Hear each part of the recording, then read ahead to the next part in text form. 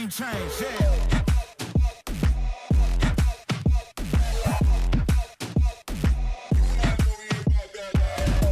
Watch the game change. Watch the game change. Watch the game change. Watch the game change. I do not gamble, but bet on me. Tell them this like, yeah, c'est la vie. I'm taking a shot for my enemies. I can't waste no more time on my energy. I know they know I got it on lock. Go against me, that's a long shot. Cause I'm counting wins all around the clock. Never doubt me, boy, I don't stop. Who do you feel when they make you the monster? I am not scared of none of you imposters. Taking the lead now while they watching. Think you should leave now while the option. Taking no else, yeah, I gotta win. Watch me kick down the doors, they won't let me in. We're running the game now. Foot on the gas, can slow down, no. My team, we holding it down. We know we running it now. Watch the game change. Watch the game change. Watch the game change. Watch the game change, yeah.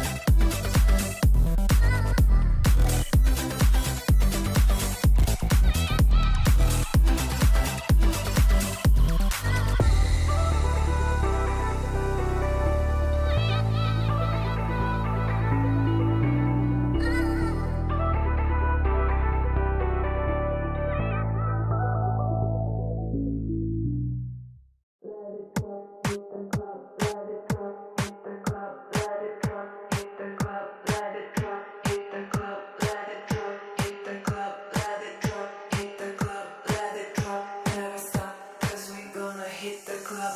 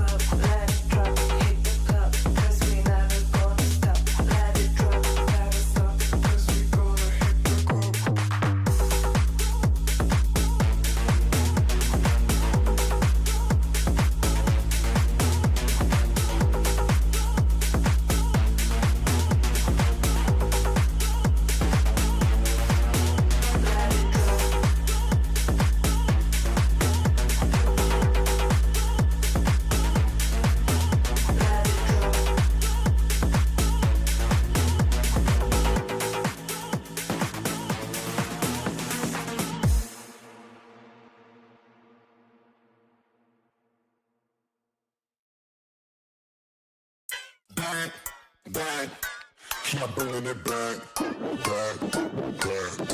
Said I'm bringing it back, back, keep bringing it back.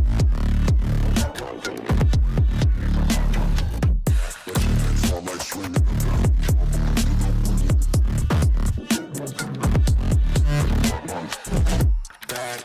back, keep bringing it back.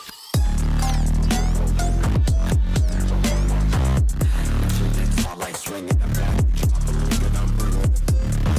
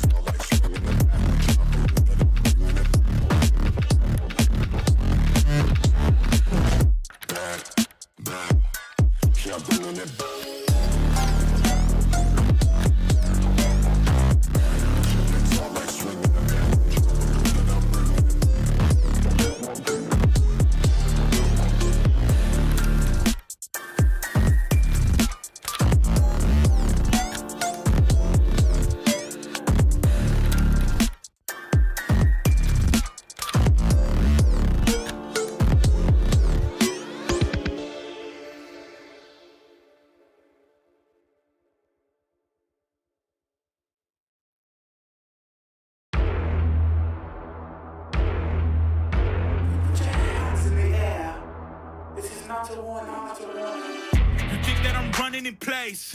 Y'all really testing my patience. Right before I blow up the spot, I had to get back to the basics. What if my talent is wasted? And see what I'm lacking to placement.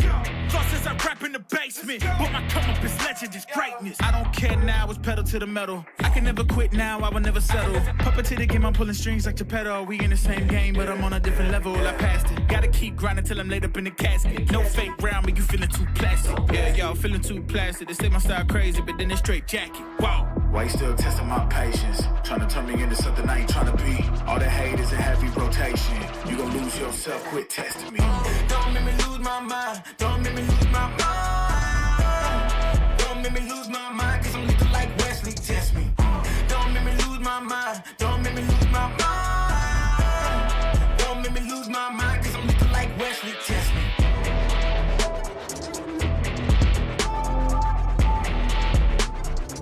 Cause I'm looking like Wesley, test me.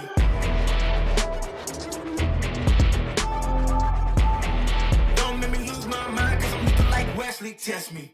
Yeah, guess I know no better. I ain't got no chill, so they call me a devil, I know. Look, I am just a man on a mission. If I want it, then I get it, I go.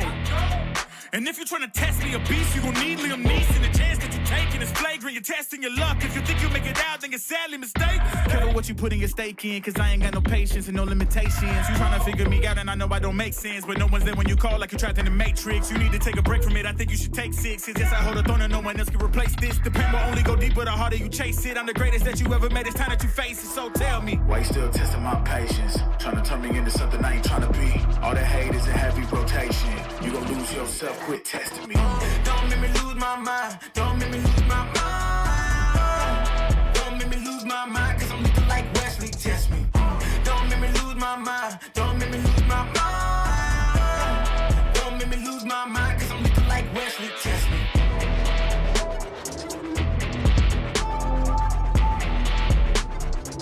Cause I'm looking like Wesley, test me.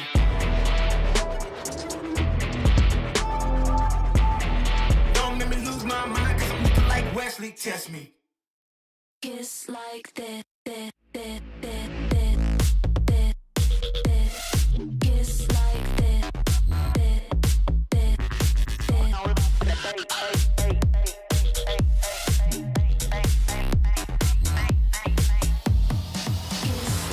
that. Kiss like this.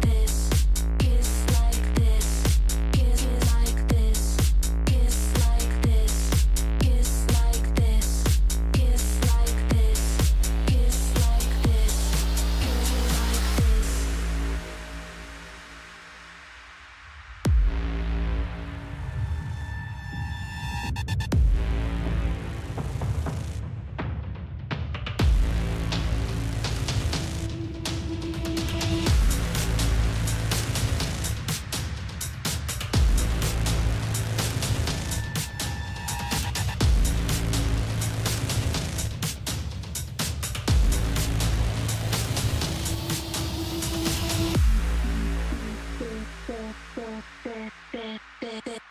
Kiss like this. Kiss like this.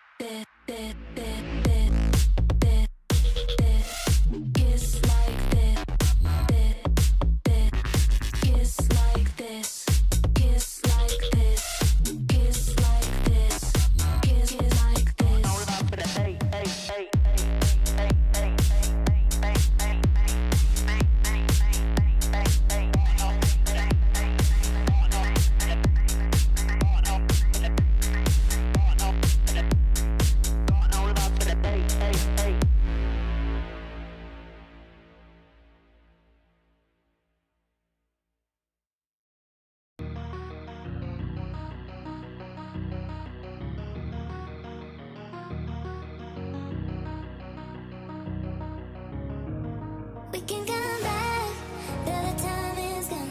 I'm not running to escape from your left. Don't lie, cause I know your heart. Don't try looking for someone to forget. Cause I gave you my whole life, and instead you gave me nothing.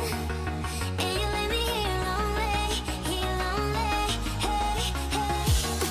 I was lost on my own way. I will never be the same girl.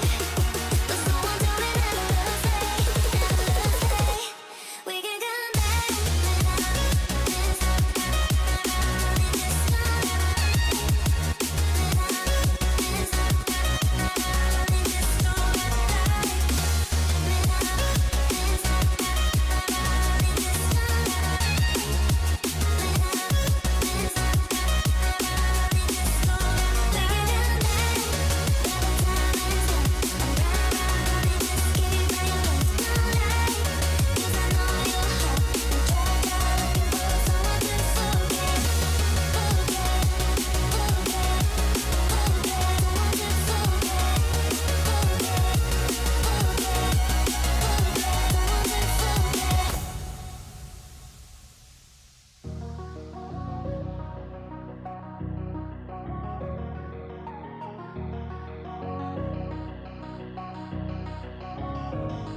can come back. The time is gone. I'm running to escape from your love. Don't lie, 'cause I know your heart. Don't try looking for someone to forget. 'Cause I gave you my whole life, and instead you gave me nothing. And you let me here lonely. Hey, hey. I was lost on my own way. I will never be the same back. But someone told me never let us stay, never let us stay. We can come back.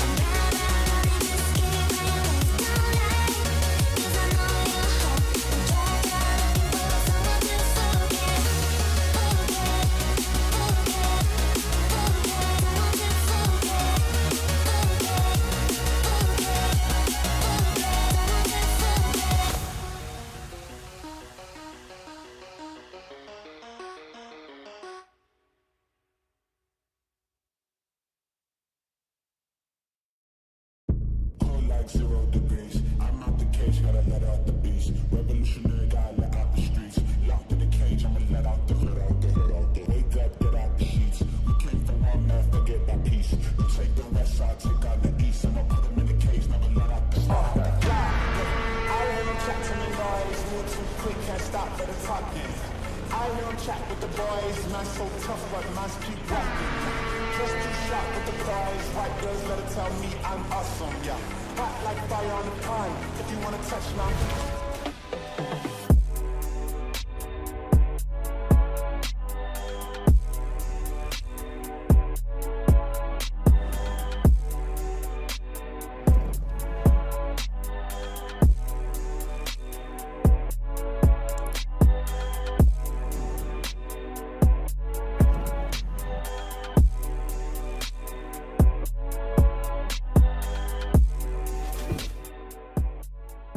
You look into your inventory and there's only...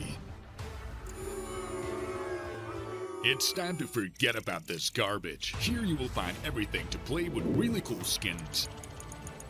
Open top cases. Upgrade dropped skins and turn your junk into a cool gun using the contract system. Every day, thousands of people upgrade their inventory with us. Hellcase.com. Look at yourself in a new way.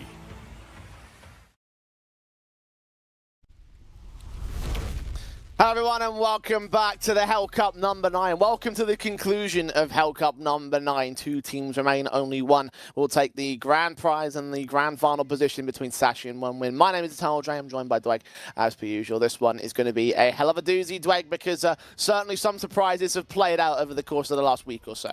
Indeed, and now being down to the final 2, we get to rewrite history here because both organizations, Sashi and One Win, we've never seen them in a Hellcase Cup before. So coming here in number 9 and being able to be in a grand final, one of these teams is going to win the entire thing. Indeed, yes. And certainly one team that we had within the sort of bracket of the expecteds when it comes to this playoff bracket itself, right? I mean, we had 4 teams that we were looking at to be contenders within this particular grand final, and Sashi was the only one that actually managed to make it through the top 16. And One Win eliminated 2 of them pretty comfortably. Bleed from the outset, we're going to be one of our tournament favorites. Nemega yesterday, we're going to be another one of them. The Gaming Gladiators was going to be that 3rd. So for Sashi, they've got to be looking down the playoff bracket and just thinking, lads, what's happened? How are we the only favorites left? I mean, the upset potential certainly seems to be there for One Win in terms of how this bracket has played out, but in terms of how it's going to play out in this particular best of 3, well, certainly time is going to tell as they take on the last of the favourites in their particular run, and appropriate that it would be them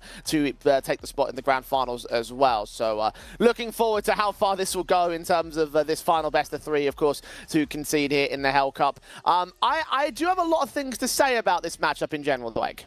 Well, I want to get out of the gate here for one win and just sort of say that they're a side that's been together for, what, about a month or so? This is their first playoff performance. We've never seen them in a playoff before. We've seen them have some Swiss exits. We've seen them have some group stage exits. So the idea that you come into the playoffs and now you're in a grand final, I think it's a real good positive and maybe overarching sort of discussion of maybe the potential of what one win can produce this year.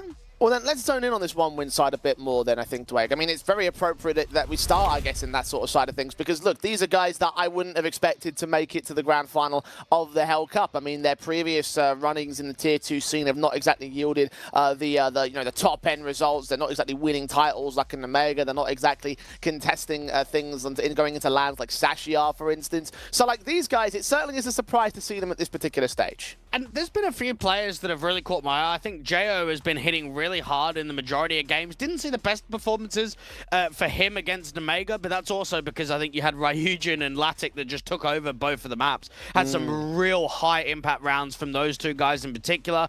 Buster, I remember on the city side of Anubis, just constantly making info plays through the canals, always making it tough for Omega to set on the default. So for one win, there's a lot of exciting pieces, and now they've got to try and show that they can deliver in a very important game. Yeah, Ryujin and Latic certainly the two guys we talked about, the big firepower elements of the one-win side. However, looking back at their semi-final match against Omega, there's obviously a bit of an asterisk to that game, wouldn't you say? Yeah, there 100% is. I mean, we were talking about it at the time, the leak that Flamus was going to be going over to Gamer Legion and replacing Isaac. Now, something to consider with that one, Jay, is it's not just one player going in and one player coming out.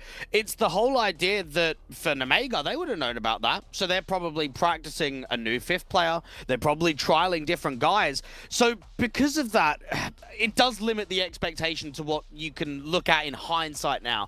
And for one win, that's probably a negative to their sake, because they're like, we've just beaten Omega, we got a pretty comfortable 2-0, we should be rewarded. There is an asterisk, and if they really want to prove it to me, if they want to prove it to themselves, they have to deliver in this grand final now, because there's no asterisks here. Well, against a team like Sashi, perhaps that would be a world in which they could try and work against them here. The Danish side, obviously, in their semi-final, nearly got beaten by Granny's Knockers, didn't they? Well, Nuke was, well, it was a testing affair. We were talking about it at the time. Maybe a risk to pick Nuke in a Danish derby. Iceberg in the interview wasn't happy with how Nuke went down. They went out into Anubis, and even that was quite close. We saw the side of Sashi win, what, a 1v4 from Cabby, an anti-eco steal with the Tech 9. If a few of those rounds go differently, they probably lose 2-0. Even the last map of Inferno went all the way to overtime. So for Sashi, on reflection, they won't be happy with that series. They did not perform to the level that you expect. Well, they certainly performed to the level we expected in the previous couple of rounds at least, dispatching the Tax and 9 Pandas. So, I mean, even looking back at those results, there are some other concerns for Sashi because 9 Pandas were able to press them quite far on maps 1 and 3 of that particular series. So, it's not exactly been the most comfortable affair here for the Danish squad, but they have found themselves at lands. They have found themselves winning Compass, the EWC qualifier, and all those particular events, which is why we still rate them as probably one of the favorites in this series. Yeah, easily. You can very much look at this team and say, oh, they've been tested in the event so far. They also have won 27 out of their past 33 best of threes on HLTV. They're now in 8 grand finals in the last 3 months. And we talk about it consistently in Tier 2. It's tough to be up there all the time, to frequently be in deeper runs, top 4s, top 2s, those kind of conversations. So to be in 8 grand finals in the last 3 months, I think Sashi really make a case for themselves right now, Jay, as being the #1 Tier 2 team that we have. Well, certainly in the conversation, so let's see whether they can prove that with another championship win here in the Hellcup. So, veto processes, Dweg, we'll want to kind of explore things in terms of the map picks. Ancient, Vertigo, and Mirage be played out here. So we know straight away that one win instaban is Nuke, which is really good against Sashi because the Danes like their Nuke. Now, this is the intriguing part, is the Anubis ban. Now, Sashi have been banning a lot of Dust 2 recently, but we've spoken about it. They like banning opponents' strengths, and there is definitely no discussion that one win's best map in the pool is Anubis right now. They're on a good winning streak. They had some really comfortable affairs against Omega and Bleed. So both teams are kind of going into picks that aren't as comfortable, with Vertigo in for Sashi, with Ancient in for one win. I don't know. I mean, for one win, I know they haven't dropped a map in the entire playoff bracket, Jay, but I could still see this being a 2-0. I actually think that Sashi are a fairly decent Ancient team, and they'll want to try and rectify that performance against 9 Pandas on that map from the quarters. Yeah, I mean, look, Ancient is still played as much or even more so, in fact, than Anubis when it comes to one win in the last 3 months. But I think the key concern for me is the win rate being so low for them. Yes, they did beat Omega on that map yesterday, but then you take a look at squads like Soda, who I don't even see how they can press towards even 9 rounds on that kind of map, but then they're losing to guys like Ekla and Sangul and you know, even Omega have returned fire and actually done even more one-sided results in the past against them. Even VP Prodigy have beaten them one-sided. So there's a lot of concerns when it comes to Ancient. It might have to be that one map is their one chance for one win. Yeah, even one win have played Ancient most recently in the last handful of days in advance. They went up against a Fears team of Passion UA, and that was an overtime 22-18 win. And they also took on the Israeli team of Nom and got a 13-8. So for one win, they are starting to play more Ancient, but this is going to be a tough affair. Now, I remember the Ancient from yesterday, really good T-side. We had Neerland calling a very good game. There was some slow passive defaults. There was some quicker maneuvers out into the B-pops.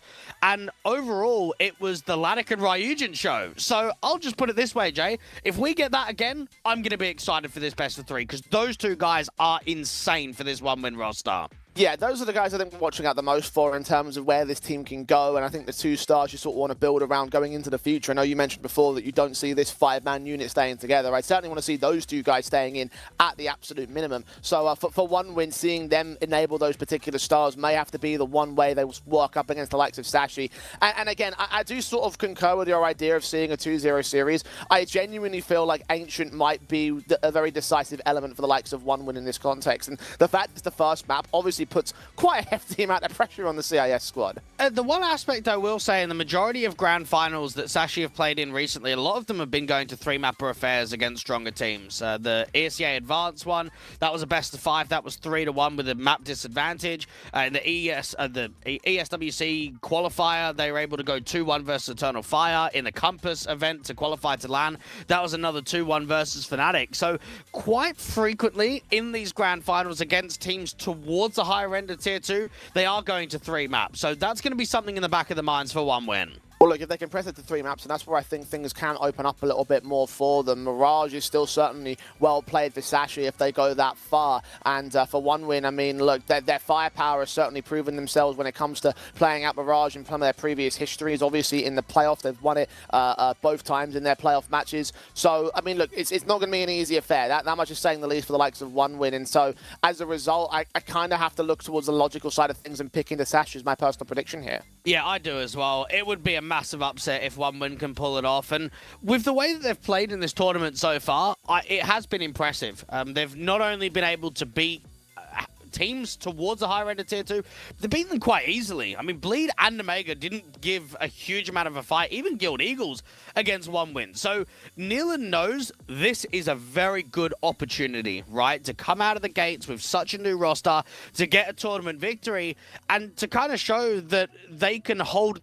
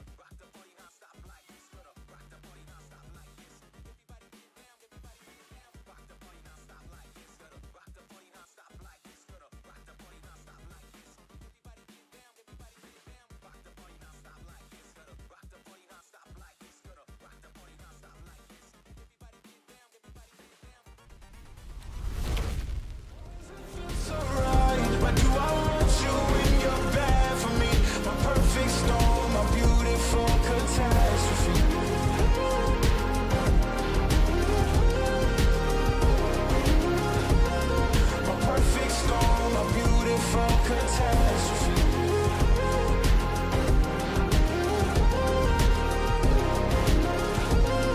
A perfect storm, a beautiful catastrophe.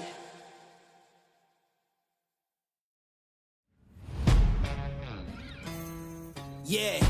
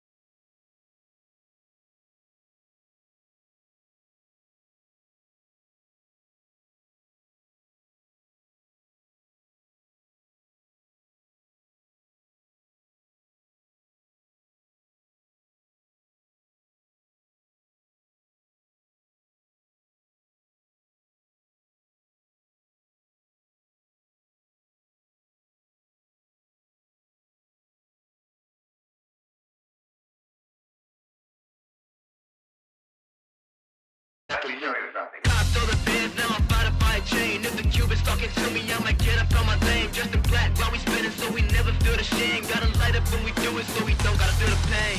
trying to tell you about that real shit, boy. You've been steady capping on that fake shit, toy. I was trying to tell you about that real shit, boy. Real shit, boy. Real shit, toy. And welcome back. It's time to get into the grand finals between One Win and Sashi. We'll waste no further time jumping into Ancient. Dweg, quick predictions from you. I want to give One Win the benefit of the doubt. Give me a 2-1 to Sashi. Come on, One Win, give us a map. I think it's all going to come down to whether or not Ancient is one for the One Win side. That will give them their only chance. So in my eyes, if it is going to be a win, it's going to be 2-0 for the Sashi side. Pistol rounds going live now. Latic takes the forward facing towards mid and is torn down by the defensive over a donut. 4 kills on the trot. 1 trade back from Neil and now left in the clutch situation. All alone up towards top. Everyone knows exactly where he is, so this should be a pretty easy pistol for Sashi. I actually think the double donut may be one of the strongest CT setups that you can have on pistol rounds in the game right now. If T's are committing into a mid split or just having any emphasis towards donut, you draw them in with the Julie to that kind of range and you could just do mass damage. And between Quez and Mistar, they make it look easy. One Win just get completely shut out of the pistol. Even more powerful than the Julies on top of tree over on A side, Dwayne? Is that... Oh, yeah, but there's 2 players in donut. There's only 1 on tree. Well, regardless, it's a setup that works out for the Sashi side. Startup taking now need to try and maintain their presence over the One Win camp. We saw yesterday how many times they lost. They took the pistol and then lost the conversion off the back of it. Fortunately for them on this occasion, One Win will not be doing too much of the force buy status, so only Diego really on Nealon. See if he can do any damage, but this should not on paper be around for One Win. And for One Win, this is going to be a real taste of what it's like to play against teams at the higher end of Tier 2. I think a lot of their tournaments that they've played so far have kind of been middle of the pack teams. Now you're going up against Bleed, Omega, and Sashi in 3 back-to-back games. Never gets any easier as the bracket presses on, so up against the squads that are actually going up towards the bigger events, and particularly on Sashi and their land presence. Despite that, One Win are actually getting a couple of kills out of this round. The SMG spray is very awkward for Iceberg. The backstab does come in for Cabby. Bomb plant is probably not likely to be secured by Ryujin. He still gets a kill. 4 points of health now. Other side of the bomb site, so not within the plant position. Cabby's going to close in and eventually should just find that trade bullet that gets the pick in the end. But still, for an eco, that's 4 casualties. That's an unreal eco. And if Ryujin can do that with a Glock, just wait to see what happens when he gets a rifle in his hands. Sashi actually seemed as if they were going to deal with that quite easily. The util down to A main, the first contact with the SMG, and then slowly but surely, it just starts turning into an affair where One Win can force a double eco instantly. There is hardly any money in the reserve to work with. And we'll have to wait long to see an AK in Ryujin's hands. AKs across all 5, of course, as you mentioned, the broken by state of Sashi being trumped so far as the second round. Incendiaries on Quez, got smokes coming down. Initial contact not going to be established at the forward faces of One Win. Happy to play it slow. Iceberg is just waiting for a slight little jiggle on the pixel angle to re-smoke off to the cave entrance. Now, Cabby has got all of mid. Now, he doesn't have much of a teammate in a crossfire. So, smoke off to elbow, maintain all of lane. It's going to be Lucky very defensive out from the temple area that can hold the A-line.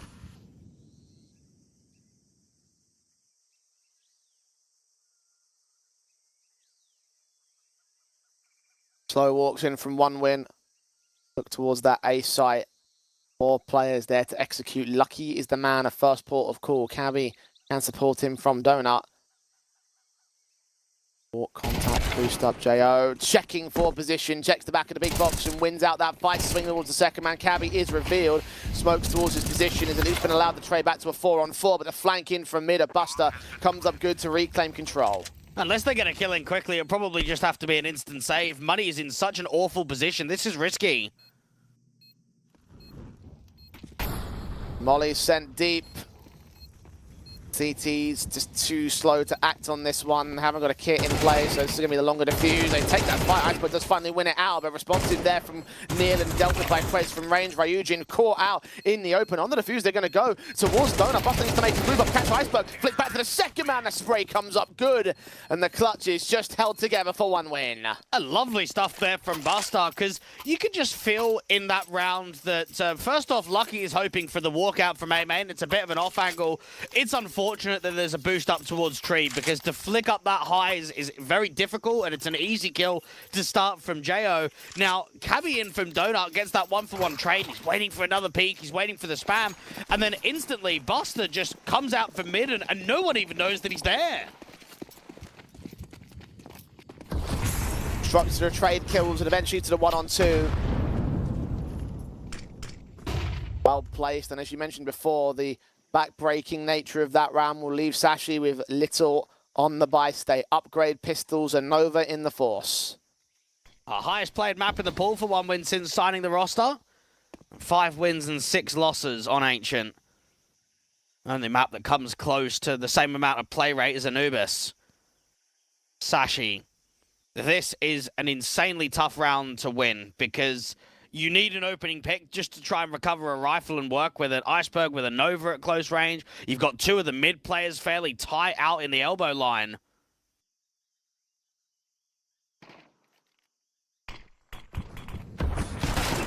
Mac 10 jumps the corner and does get caught off, so Cabby in with a start on the Sashi side.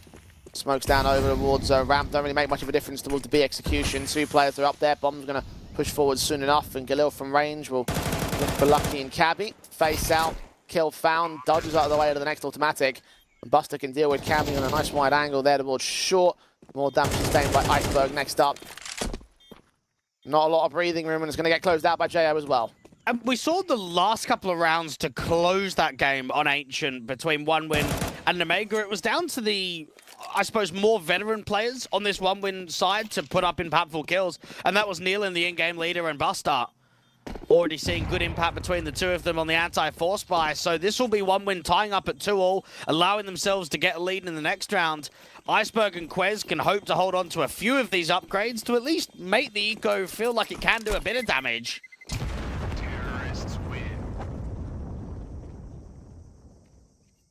Well, just the 1 casualty in this round specifically, but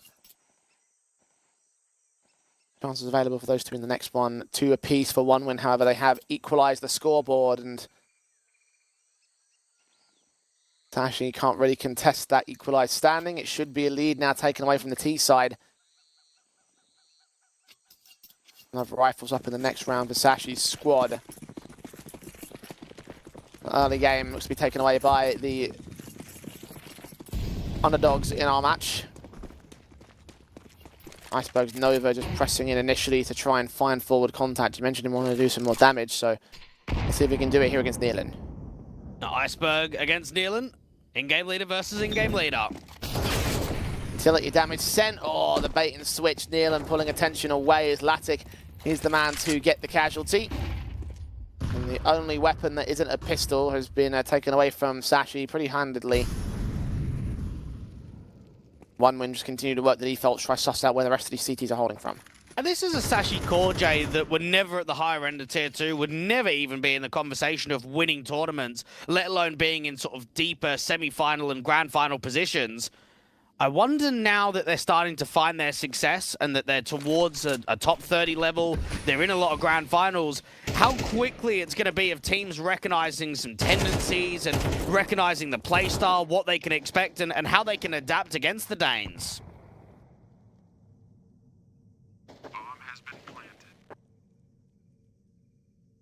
Well, for now, the honeymoon period has been going well enough for them. But not in the early start of this matchup. One Win will have their lead. Here's seeing whether they can take Ryujin down. They will find that 1 pick. It won't mean much towards One Win, though. Only a Mat 10 loss. The rifle stay in. Keep away from further exit frags, further risk. Nealon specifically hearing those footsteps. Cabby actually does catch the frag, so a little something. Silver linings. Actually on the bomb site right now for that B play. Unfortunately, they don't have a kit. So no real chance at the Ninja, no real chance at the steal. And the only reason they get into the bomb site there is they want to try and draw more players closer to the bomb blast. And it actually does allow 3 casualties in the tail end. So for a round with very limited investment, they'll be quite happy with that. Yeah, lots of success in the Ecos today. 1 win with the 4 casualties, Sashi with 3. Money therefore will be limited on the T-side line now, and hopefully Sashi will try and return with the gun buy and maybe give a bit of a taste of their medicine to the 1-win camp. M4's across the entire defensive board. Latix Orb now in for him. Nealon takes that mid-face very aggressively though. HG's down against Mistar, doesn't get spotted beyond that smoke, so no chance to open up the kill count here. A double red set up and instantly Lucky going to start rotating away. Now there was a bit of a press out from Cave from Iceberg, but he's ended up backing off and playing more passively.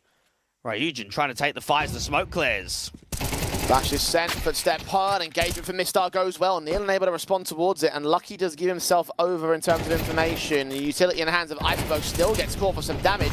Nade back, not going to reveal himself. A secondary HG comes right towards him though, and that's enough to spawn for damage.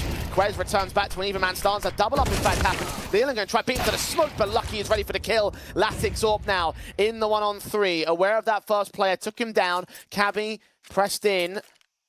Bomb picked up by the AWPer of the T side, trying to look for Lucky next, does not quite hit the shot. And Sashi able to go back to evens again. And Quez has actually been a guy that's impressed me a lot recently, Jay. He is a small site anchor in some maps like Ancient, and he's also a big site anchor on maps like Inferno. So doesn't play the massive star roles, plays a lot of supportive roles, and he's actually been delivering individually some great moments. I remember some of his triple holds out on the balcony and down there at the big pit on Inferno yesterday against GK. He was certainly a factor to closing out that map.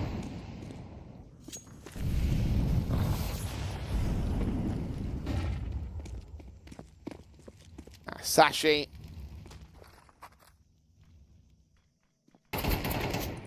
Once again have crippled the economy state of their opponents.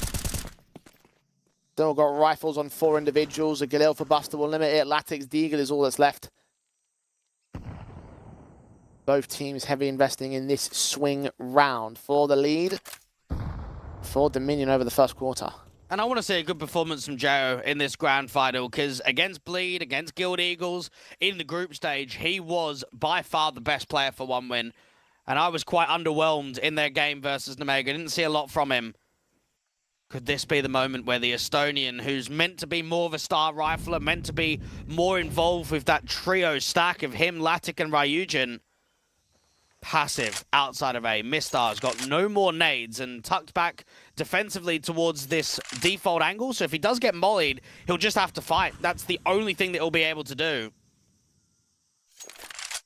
Execution into the A site. Supported by the AWP of Lucky. Now centralized, hoping to hold a much more initial defense. Indeed, Ryujin has dropped. The AK struggles with the second kill though, so Nealon can take him down. Bomb plant tries to get secured, but Iceberg is going to reduce the amount of advantage before it does come down. Now, Lucky waiting for that smoke to clear, trying to see if anyone's going to work on the side of it and use that elevated angle on the right. Footsteps heard on both sides. Iceberg going to take JO next. AWP misses out from Donut, but doesn't quite get tagged up all that much here by Buster. Galil facing in against the flashes coming forward of the CT side. Iceberg enabled for a 3rd kill in the round. And Latic knows being suppressed by the smoke, no access outside of AMA, and has got to save the rifle. Refuses a guarantee. The round is locked in for Sashi. I suppose I'm there left waiting for just a bit more from 1-win. I thought on that exec, they were able to punish the default player nicely. Yes, it's a 1-for-1 trade for the AWPer, but Mistar falls straight away. And then in the post plant, not a lot of space has been taken. They haven't been able to get into Donut. They haven't got Temple, so they're kind of just left stranded on the bomb site. You got players towards main, some out to big box. And 1-win definitely needed to brute force more space once that bomb went down. No one was really looking to try and challenge that Temple position from my perspective. Yeah, agree completely. There was a Molotov coming in, but it came very, very late, and just a player exposed outside of the big box just led to the man advantage and everything falling apart. 1-win. to fix up those little things and now press back towards that A bomb site. Going to try run it again, this time with only the half-bought pistols. Bomb plant certainly would be a respectable target. This is a good call for Mistar. So he's alone on A, and he knows that they're on a weakened buy. Don't commit into a hard site one-for-one trade. At least if you're in Donut, you can fall back and play passive. You can hold the 5-on-5 if needed. Nealon taking face. It's the shoulder bait to drive that M4 back out. The flashes trying to allow that bomb plant to come in. He's going to have to block it out of position. No, he doesn't do a good enough job of that. Continuing to bait out. Deo does find one pick from close range over towards spawn, but in the end he falls, as does Latic and Ryujin. And Buster on the lurk towards that B bomb site. No backstab can come in any quicker. No, he's done in this round as our 1 win. It'll be 5-3 for Sashi. Let's see what damage Buster's Tech 9 can do. And good decision making there from Mistar, because it's quite obvious, Jay, if he's maybe big box, if he's up at tree, if he's in more of an advanced angle and he goes 1-for-1, mate, there's an AK or a rifle, do you know what I mean? There's an M4, there's something that whatever he has, they can work with. And when you allow that to happen for an anti-eco, it can get very scary. So strong decision making for Mistar to play it passive. For 1 win, it's been an okay start here to the T side of Ancient. We're yet to really see them power through. We're yet to see them take over on this map.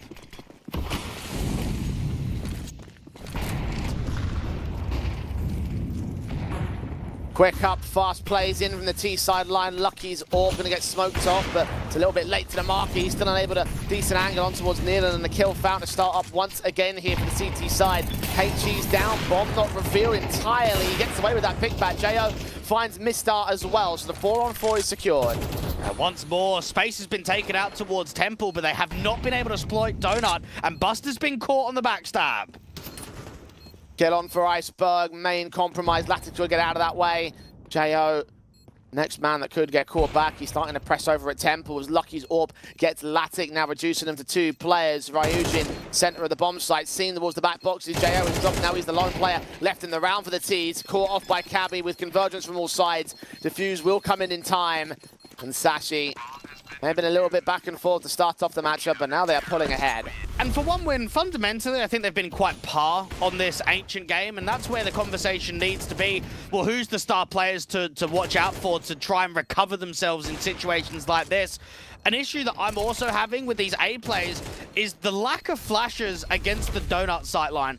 How many times have we seen Donut getting smoked off, and Lucky with the AWP just gets on the other side of the smoke, he pins himself, he gets the first contact, and he just runs straight back into the smoke to hold the man advantage. Where is the util? Where are the flashes to make it uncomfortable, to apply pressure against the AWP, to not allow him to constantly get these free kills? That's not the only instance where missing or mistimed utility has accosted the 1 win camp. A-site execution needs to get cleaned up here. A tactical was just taken. I'd imagine that Solar's going to try and make that point over to the 1 win side. Now, all they need is a couple of flashes from A main just to bounce behind Big Box. That's all they need on the run out, and that's going to blind Lucky.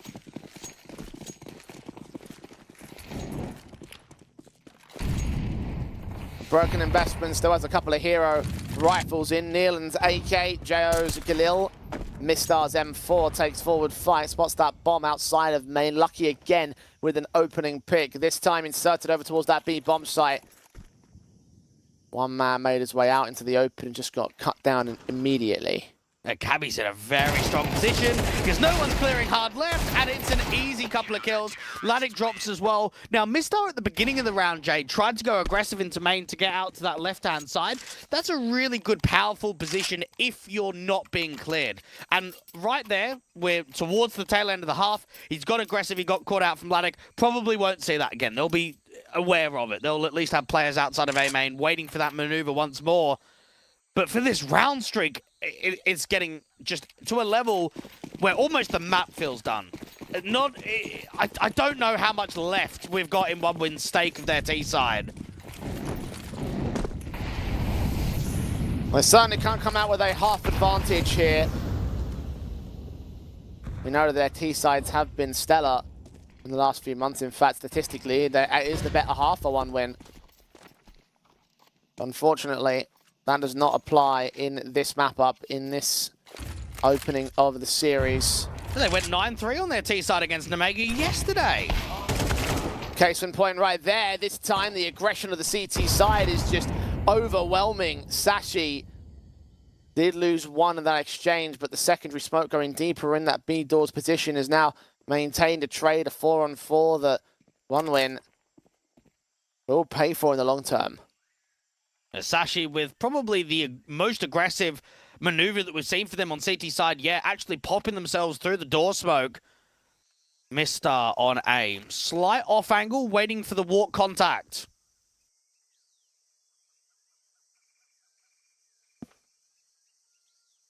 $40 seconds. Walk-ups from Nealon trying to make some noise over towards that lane presence. 30 seconds still ticking by. OneWin focused wholeheartedly on this A site. Utility in, Mr. This time with the M4, AWP not on account for, doesn't matter because he gets back towards spawn in the end. Nealon and Jo caught up for it again. No one's blinded, no trades available for the OneWin side. The bomb will look to get secured here. A 2 versus 3, not the most unworkable of the post plants, but with Carry cutting down the automatic rifle. Latix now needs to show some of that stellar star power. 1-on-3 for him. Cabby does bait him, shoulders out against, shot does not connect, it does go for it in the end. Bomb defuse coming forward, but the second shot misses and Lucky's Tech 9 is good enough to take the casualty back. Sashi continued to maintain this streak. And I'm going to be real here, Jay. If OneWin want to prove that they're a top-end Tier 2 team, or at least they can compete at this level, you cannot have Ryujin and Latic having less than 10 kills between them to close out a half. Or to be towards the end of a half. They need to be more involved. We need to see more impact from the star players. I mean, Ryujin, he had two kills on the Glock round, right? That second round of the half where they had nothing. And he's on 4. I mean, these are the star players for OneWin.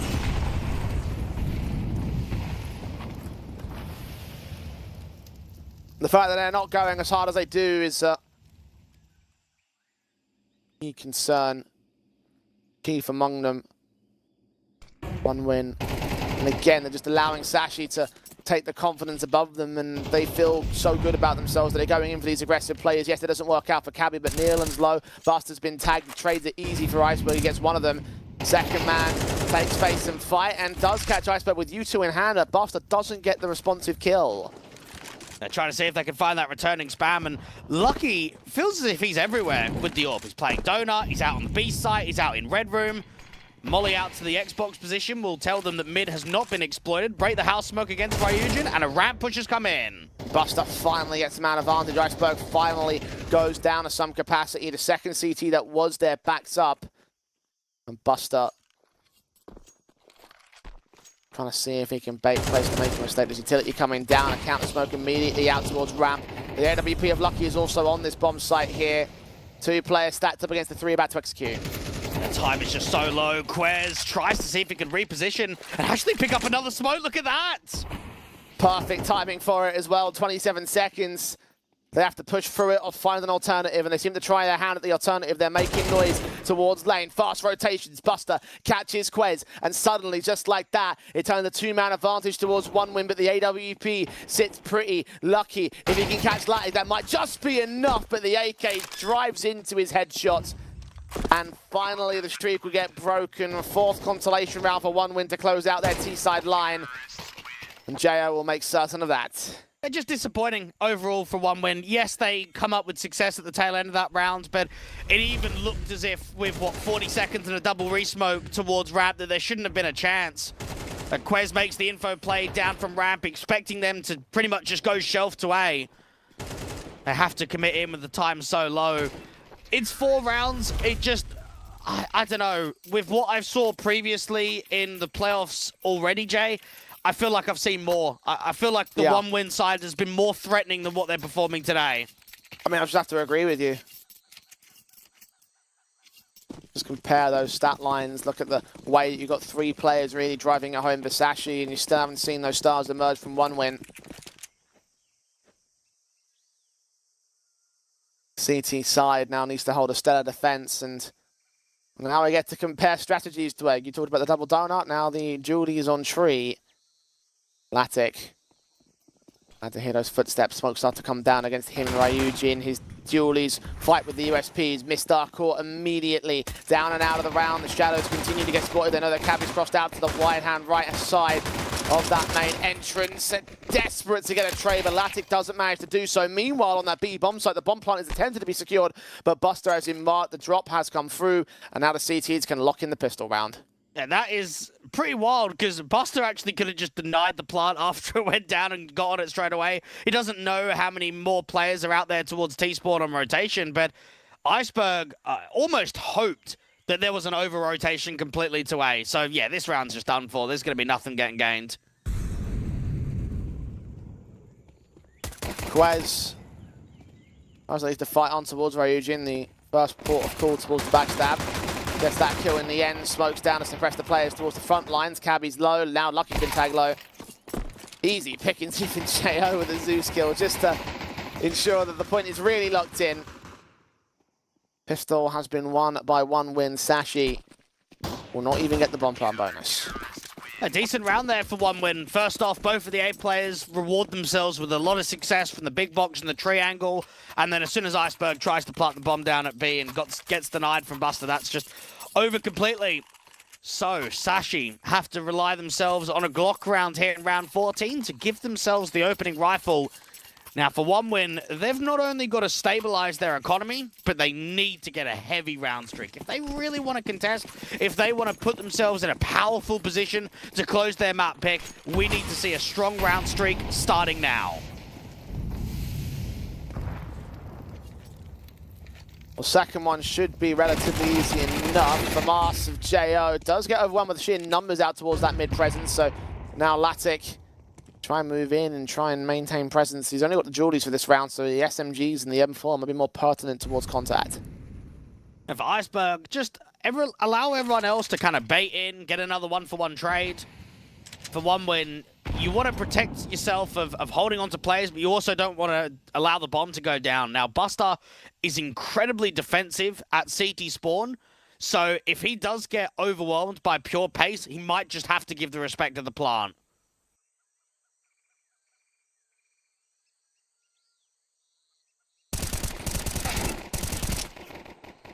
Buster struggles to take a responsive back on the A-site execution. Ryujin just going to catch Nistar and Iceberg, but they do sneak in the plant before both players go down. Now Quez is left to try and do more damage. Whoa, ran right past him, in fact. Deuce in hand eventually does get caught by Ryujin, so eventually it doesn't really mean too much towards them. And there you go, another round for the 1 win camp. However, they conceded that bomb plant bonus, so cash, bolster, buy-up will look very solid from Sashi. And for 1 win, a situation now where, because you give that extra cash injection like you mentioned, they need to drive home a strong round here. They cannot allow the AKs to overpower them. For Sashi, they'll probably look at this position of win this round, and we just win the best of 3. We get up 10-6, we put pressure on T-side, we close Ancient, we go into Vertigo, and we make it a 2-0. This is so key for both teams.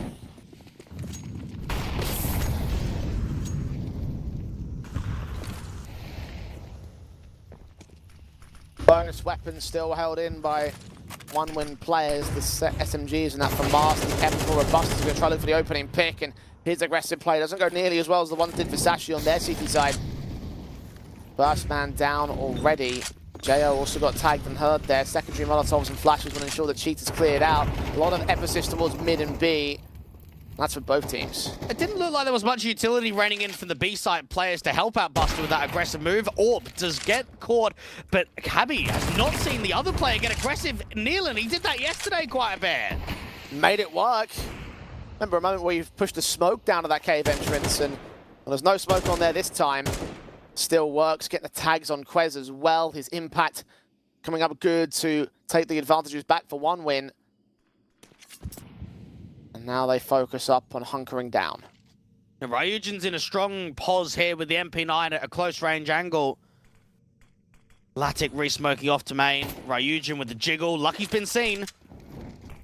Got tons of info out of this to press out towards that B bomb site, so they must be aware of the mid to A play, including that bomb position now being made aware of. Quez with that response. Latix Orp is watching over at the main entrance. AK backing away from Temple. Latic does get overwhelmed by Quez at Donut. Advantage mitigated 2 versus 2. Bomb plant will be secured. It's going to take some time for Jared to get here, though. And this fight from Temple may just require the round. Mistar shouldn't be ready for the A main flank. Out in the open, he's engaged it, he checks at the right moment and jump faces to spot Neil, and Mistar has played the info to perfection and has won a round back for Sashi. And that's a lovely check there from Mistar, because you don't expect in a 2v2 that a player's going to be backstabbing from A main. You're anticipating them to double up and trade together. Really good sequence from Laddick and from Nealon. I want to see the kill from Quez out to CT. Oh, Laddick. So he did fire. He couldn't hit the connection. Couldn't have timed that peek around for Mistar any better.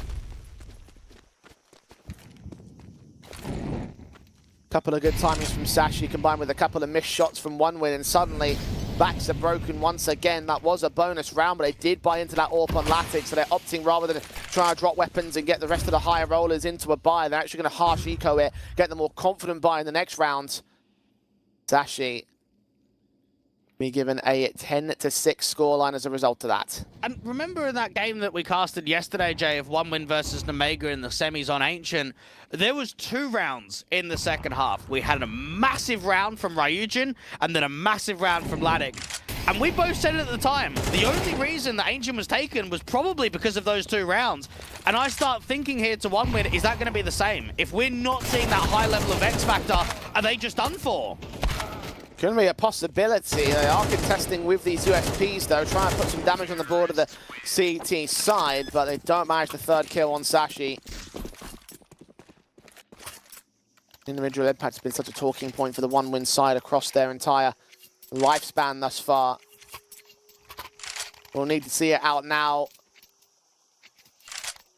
The one to survive against the Sashi side. M4s plus the AWP. There's the confident buy for you. But will it lead to success? And for OneWin, they are struggling with their aggressive approaches in lane in the early rounds. They're being punished quite a bit towards both Ramp and from Cheetah. Jo setting himself up for a flash to fight against the aggressive tease out from mid. Did blind them, but doesn't see them. Hide behind the pillars and over at the Tetris boxes. Cabby leaning ahead of the Cheetah smoke, seeing utility or hearing utility come down towards that lane position, but nothing more gained out of it.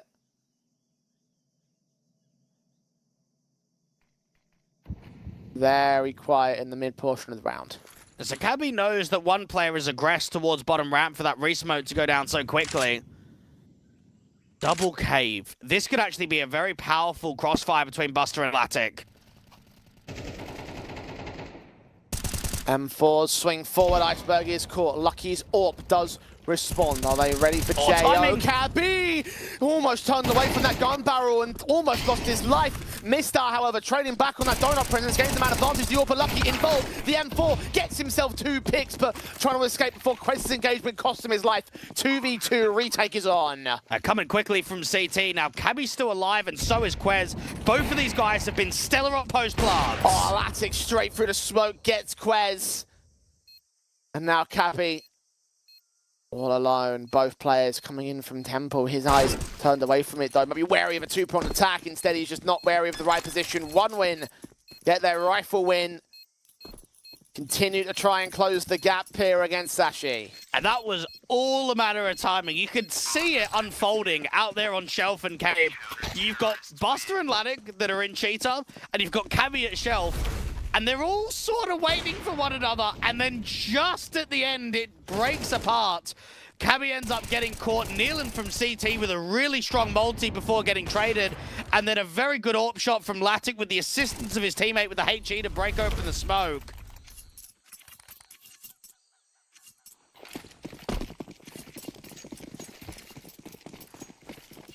And now OneWin need to turn around this streak again. You mentioned at the start of the half, they needed a good set of rounds. They didn't get them then. Let's see if they can get them now. They'll certainly have to. Sashi Any returns are going to set one win the hell back.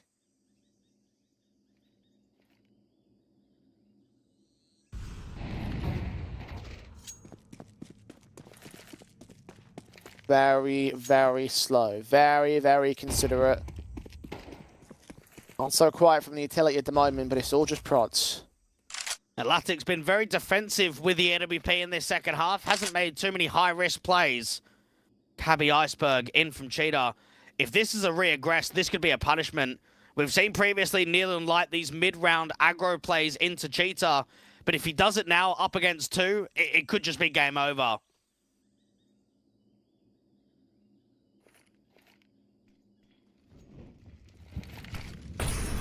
Iceberg, flash sent, Buster holding, Smoke's involved, Man's gonna get caught, advantage taken by one win. Buster hasn't moved, Cabby's gotta be wary of this as Matt 10 up close does not opt to press. And they know that it's a double cave setup at least. And Cabby has to wait out that smoke, 30-odd seconds on the clock. They'll have to go in for the exec. No molly to go out here from default, so it's just gonna have to be the smoke and flashes. See the smoke's coming down. HG's turned away from flashbang, does catch Nealon completely blinded. Second flash ensures that he stays that way. Quays closes the pincers against him. Nealon has get away with that 1-for-1. Mistar responding back, but 10 seconds. They need that bomb. They need to get it planted. Cabby checking the corners. Buster's caught looking the wrong way. And Mistar and Cabby collapse everybody. Latic, oh, he barely misses the shot against the bomb planter. And knows where both players are at. Now how he's got to get this clutch. He's just trapped because no one's overpeaking him. He has to commit for this. He cannot save. AWP in hand. Footsteps hard and Cabby deals with him. Triple found for him. What a round from him. Another back-breaking moment for one win as Sashi edge closer and closer to the win on 8 shids. I'm actually not sure how Cabby's been able to win that. I mean, from the perspective of one win, it's a man advantage with 2 out towards long, and Cabby somehow gets 2 kills. It shouldn't happen. Mac 10 at that sort of range, I know it's close, but what I think happened was that he cleared the box on the close left-hand side against Buster, and then one of the mid players rotated up shelf and got into Cheetah, and then that's where he got his second kill. Cabby, basically the only reason the round is alive. Basically the only reason the bomb can even go down. Another tactical called in by one win.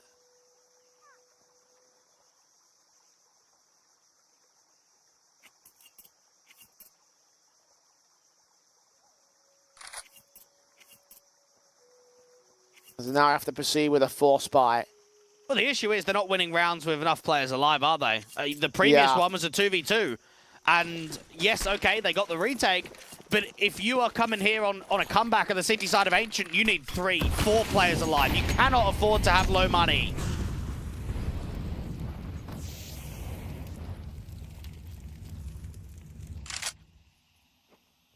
I can't afford to lose this round. Been saying that quite a fair number of times, but it really is true. SMGs. 5-7s and a Deagle. That is what they are surviving with here. One win. Dashy boosting the AWP up towards that B site lean, but not seeing anything. The HGs will at the very least turn around some damage. Buster down to just over 60. And Nealon might make one of these aggressive maneuvers because I feel like they need something. If they just sit back and play passive on the bomb site, they will not win this round.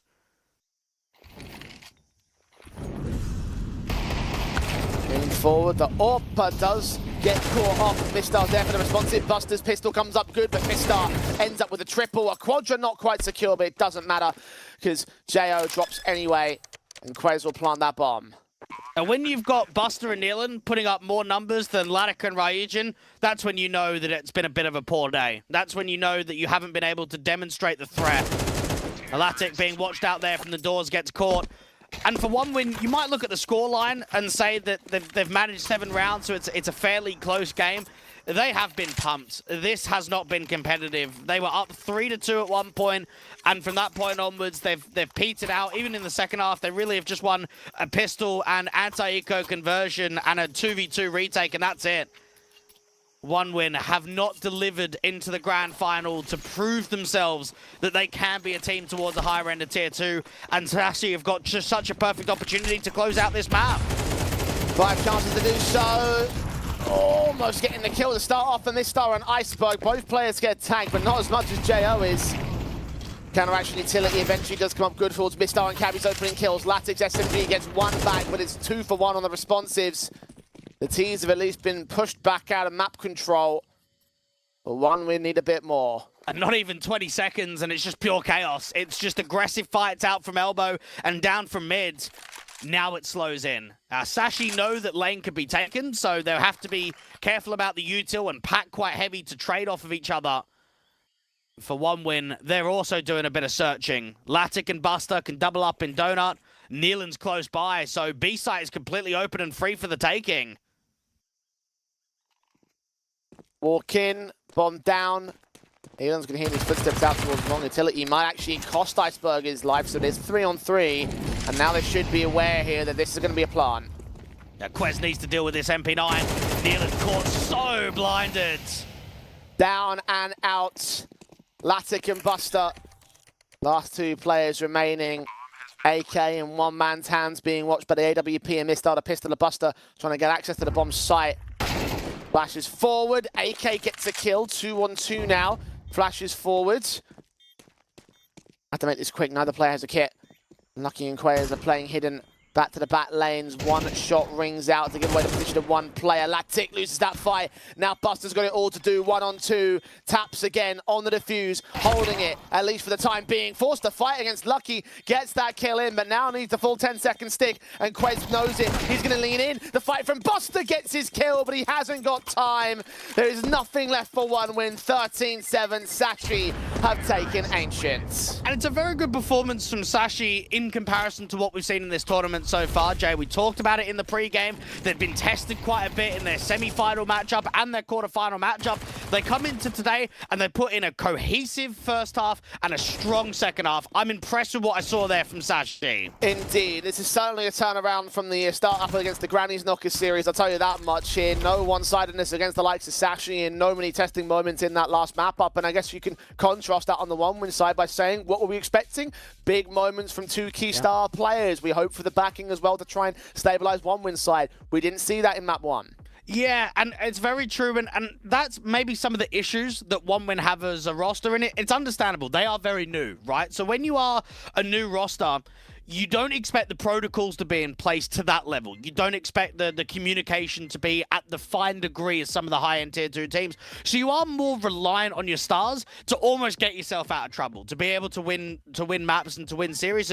And when you've got JO that's been playing really well in the event, when you've got Latic and Ryujin that are massive star players, we've got to see them. And if they're not there, you're not going to win maps and you're not going to be able to put a contest in this grand final. Yeah, it's not fair to hold it over their heads forever, but the reality is that it was an issue in this matchup, and it's ultimately what I believe was a factor in what caused Sashi to take their opponent's map pick. Again, OneWin picked in towards Ancient. We called it a risk for very good reason, and obviously it's a risk that didn't pay it off. And now we go towards comfortable territory for the Sashi side, and that 2-0 now looks like it's more likely than ever here, Blake. Indeed it does, and we get to see what Sashi are like on a different map. Again, they love their nuke. It's a permaban from OneWin. You go into Vertigo, which again is still quite strong, but when we're so familiar with the nuke, it's nice to be able to get some new territory. Well, Vertigo will be the pick of the Sashi squad as we head towards a very short break and come back to see whether OneWin can do anything to turn their fortunes around. So don't go anywhere. The grand finals will come back.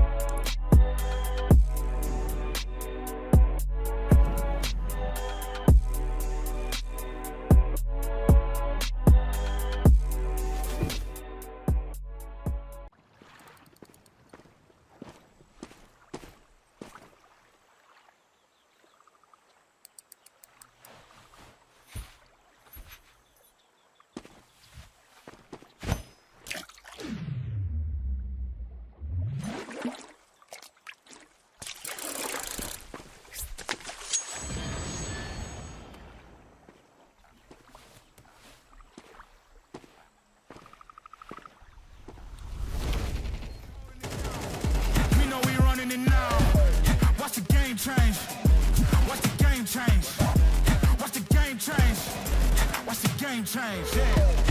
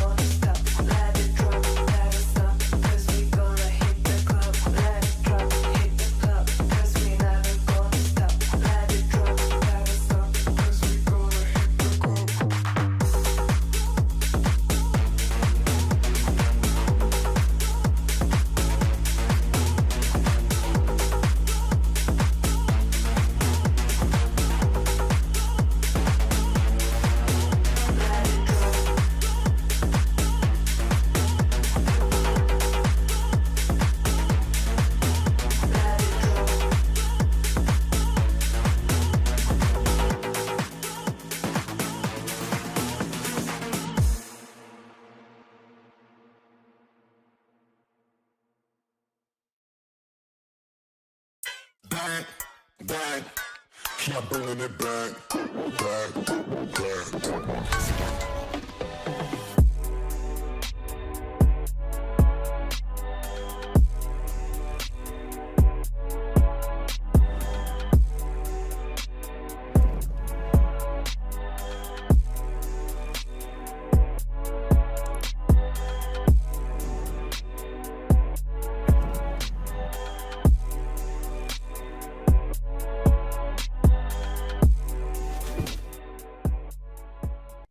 Come on, it's almost yours.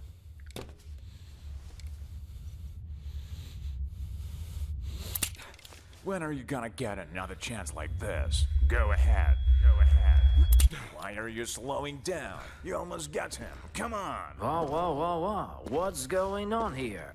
So, this is what you decided to do to me, to all of us, for pixels?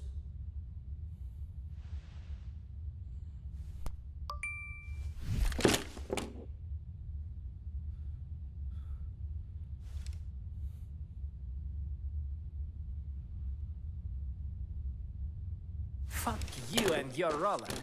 Let's get out of here, bro. Have you seen how many scammers showed up?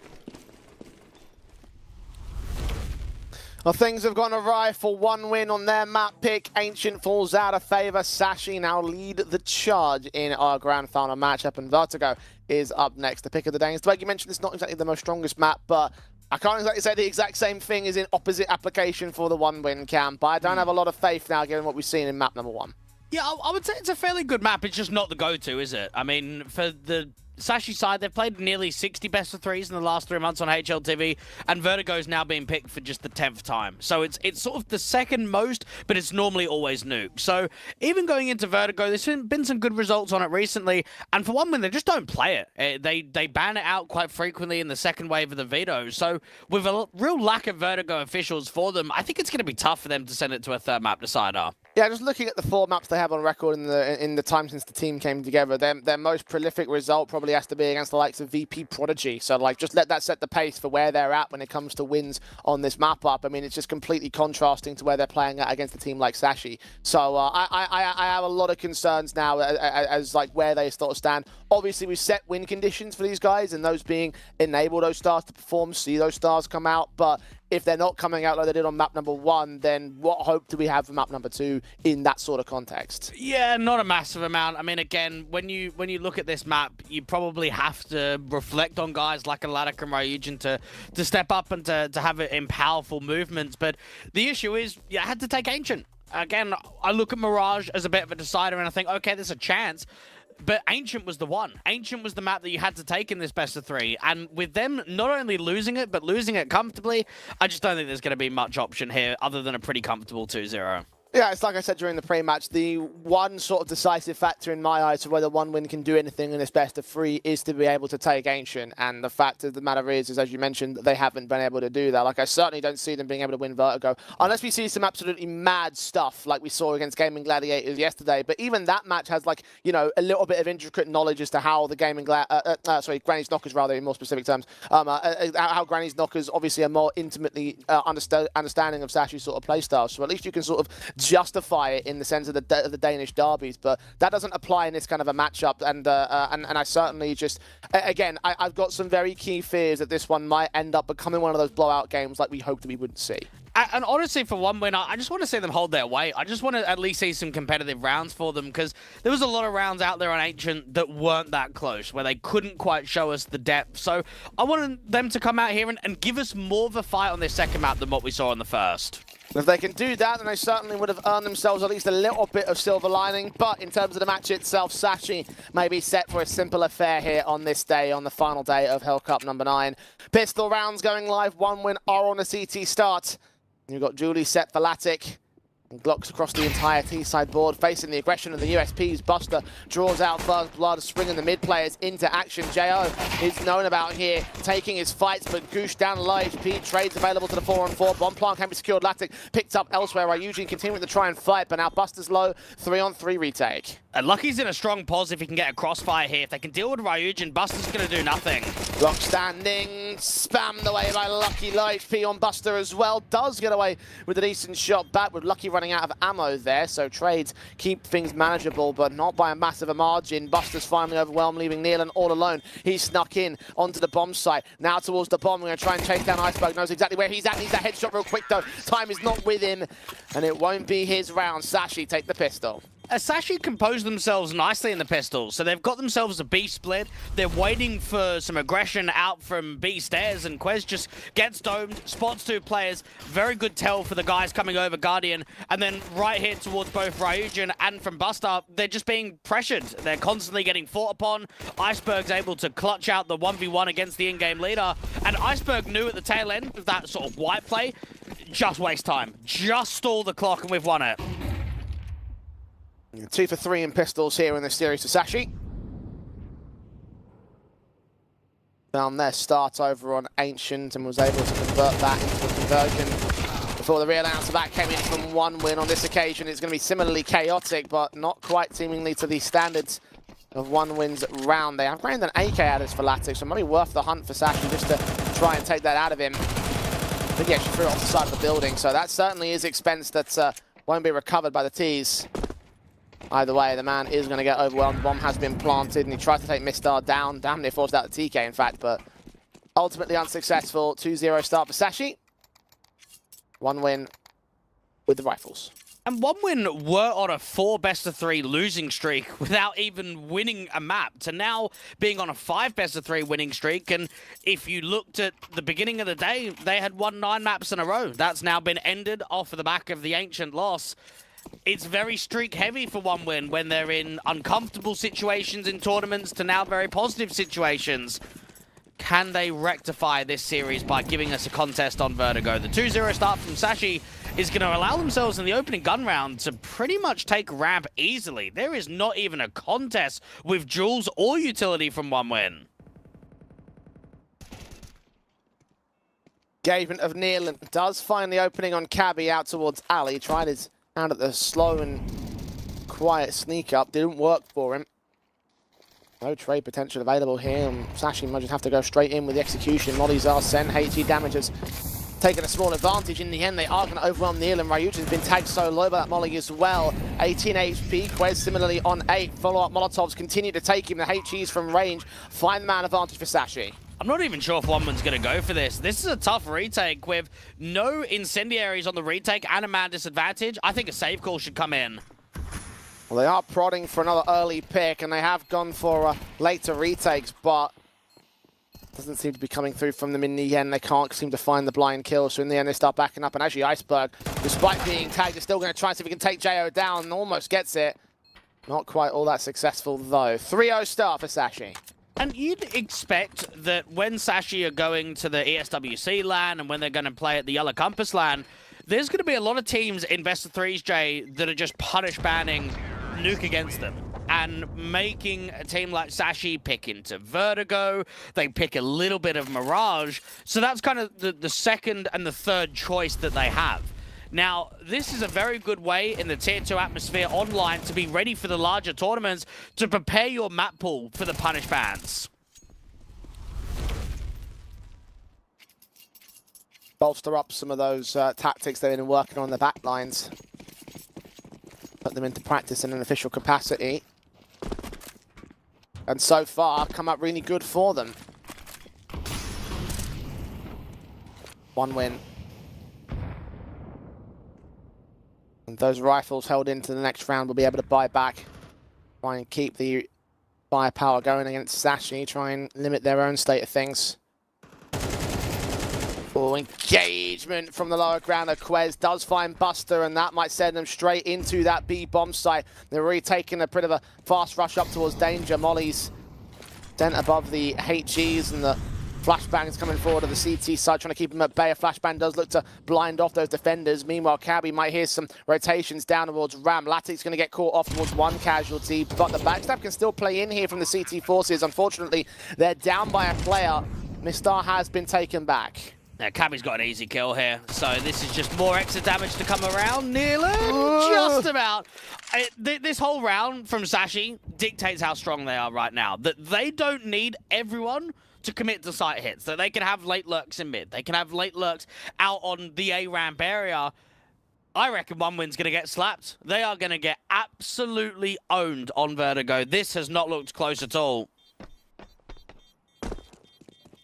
Off. First impressions don't look positive, I'll give you that much. We certainly look a lot more confident in the first quarter.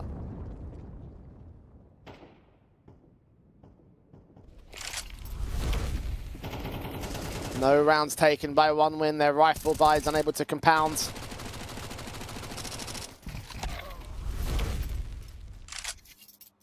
Tacticals taken by OneWin early. Right time to do so because well, the more this gets out of control, the less chances they're going to have to try and bring it back.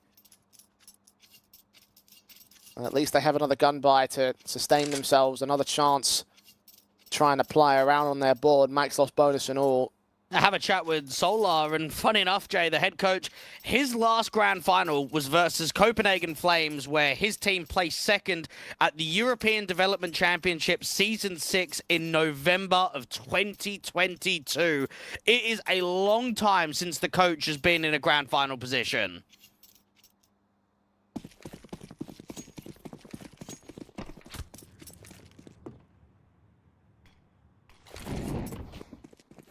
Let's see whether he can impart that experience to bring a team back and win a championship.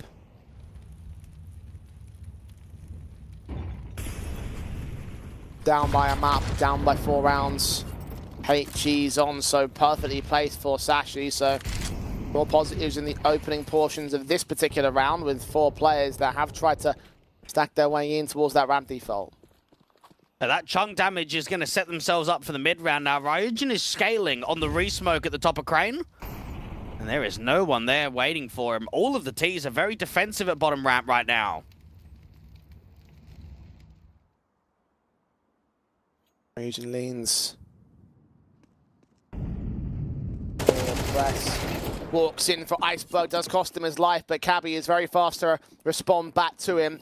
Nealon Stout's hearing his footsteps and aware that he's going to have a close quarters duel. A couple of players right behind him flash forward. Does indeed come away with Quez. Advantage taken. OneWin have to back off. And Mistar trying to work in from Gap. Lucky from the sandbag. He's just trying to work the edge of that smoke against the CT. Revealing himself to Nealon, though he extends out a little bit wider and does more damage. Eventually taken aback by Mistar. Swinging from JR at field towards Cabby. Latic responds to that. 1-on-2 for Lucky in the end. Bomb is with him. Can get picked up. Aware of one player towards headshot. Second man was last known over at the elevators. He sees him coming up to Sniper's Nest, but Buster still wins that engagement. A team ace for OneWin will get them their first round. And OneWin did make it quite chaotic. You've got an aggressive lurk from Ryujin that goes 1-for-1, and then Nealon, the in-game leader, resmokes off Crane, and they're all trying to work around it. They're all trying to firefight. There's a lot of spam from both teams. And maybe that's how OneWin can at least put a fight up on this CT side, is constantly be spamming, constantly make it quite gimmicky, and not allow Sashi to be comfortable in the defaults.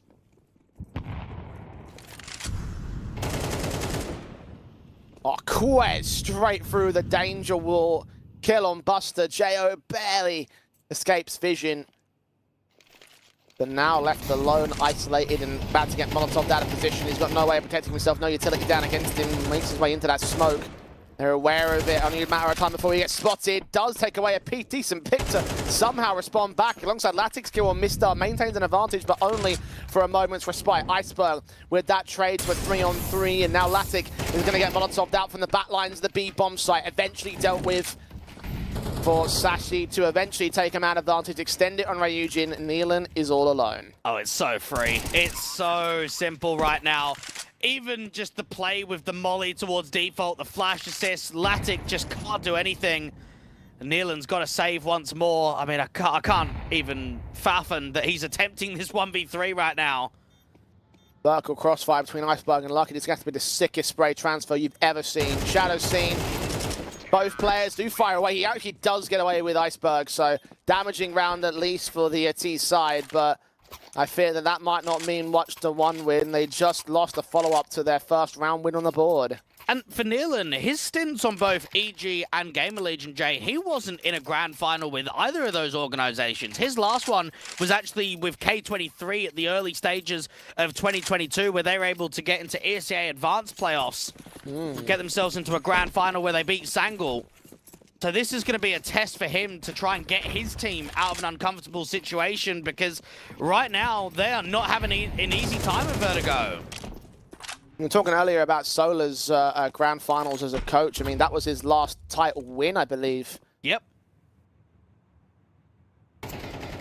And those two sharing a similar margin of challenge, but now how are they going to try and work against it here? They'll put the AWP on Latic, and Jo can at least get one pick back at a P250. The trades from Cabby, however, are so stellar. Out towards that A-bomb site, they have managed to overwhelm. Quez known to be close, trying to find that AWP player, unawares that a danger that's probably close towards him. This one pick, however, might be the only thing that Jo can justify from here on out, and even then he gets caught aggressive. So Latic just has to back away. Yeah, Latic played in a lot of deeper tournaments with the Aurora team, but even he is sort of new to this level of consistently playing at the higher end of Tier 2. AWP is just hoping that he can stay alive, but with the timing that we're seeing right now, he might even get knifed.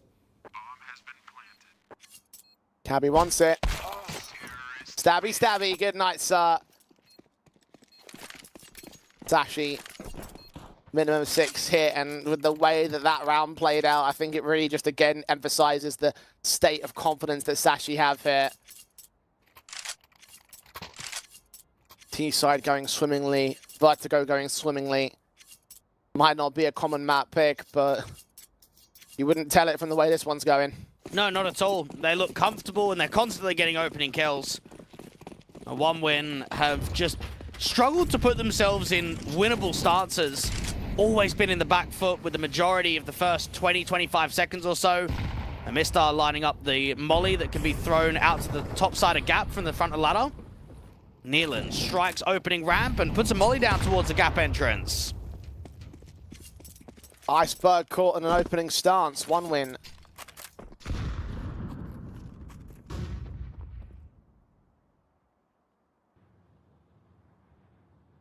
On the front foot for round number 8.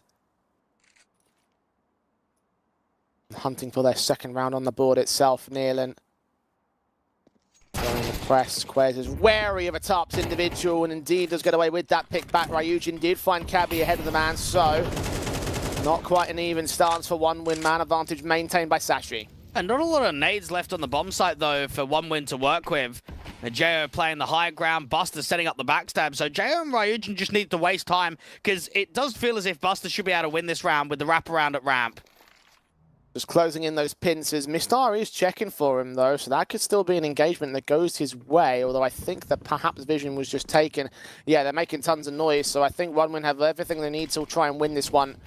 30 seconds, smokes down towards Ali. Molotovs will try to drive Ryujin away from the aggressive angles. Flashes are turned away from Sashi, however, focusing on the ramp take, and the ramp press towards the site, seeing one player into the smoke. Second man not quite caught. Latic sort of does strike lucky. Quez with a responsive, and a 1-on-3 overall has caught one, needs 2 more. Bomb plant will need to get secured in the next 10 seconds or so. He's hoping that the CTs make their move. Is he gone out? I can't quite tell what's happening easily, here. Jay, He's caught.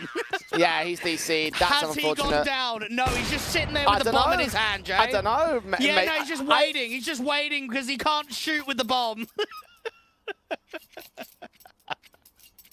I plead the fifth.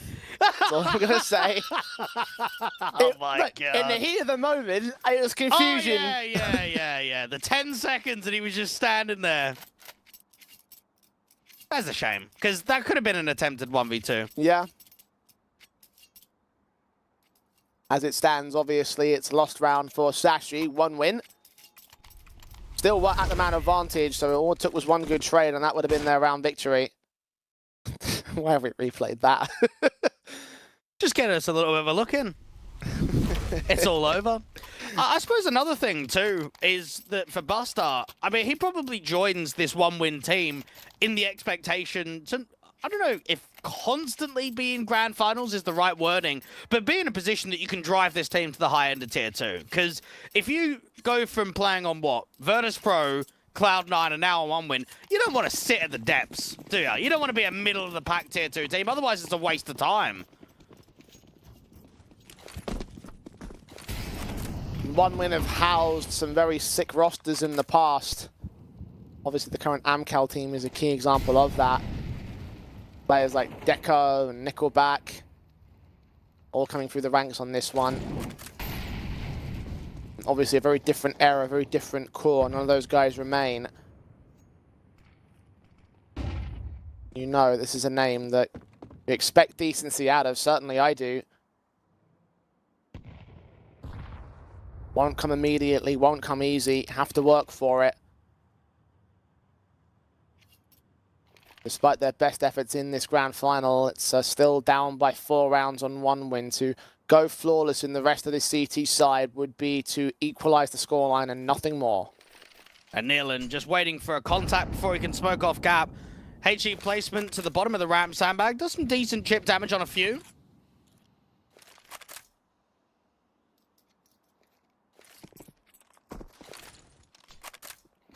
Again, HP over the T side. That HP doesn't do as much as it seemed like it was going to do to the center of mass. Iceberg does take the kill onto Rod's right. Eugene, Mistar, and Iceberg's overwhelm a couple more picks.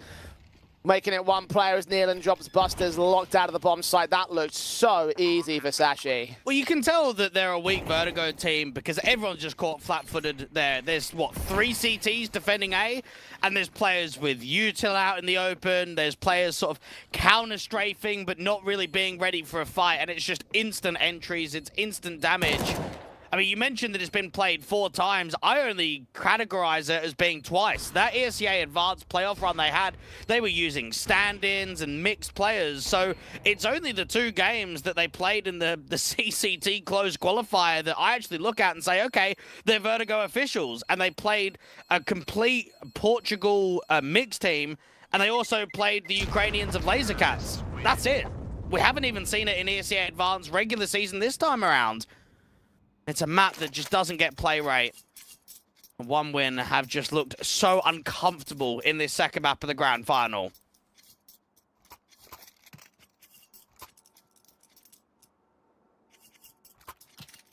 And a 5 to the good, Sashi.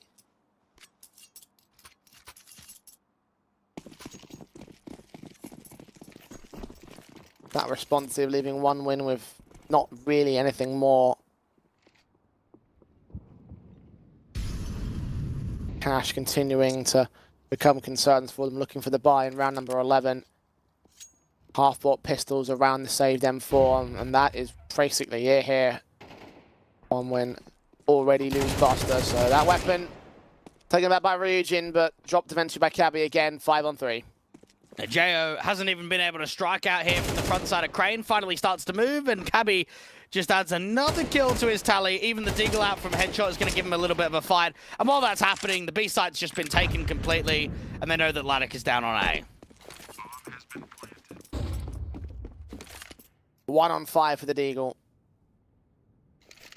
One of the guys we highlighted to be a main star for the OneWin camp in this match. Unfortunately for him, it has not been his series.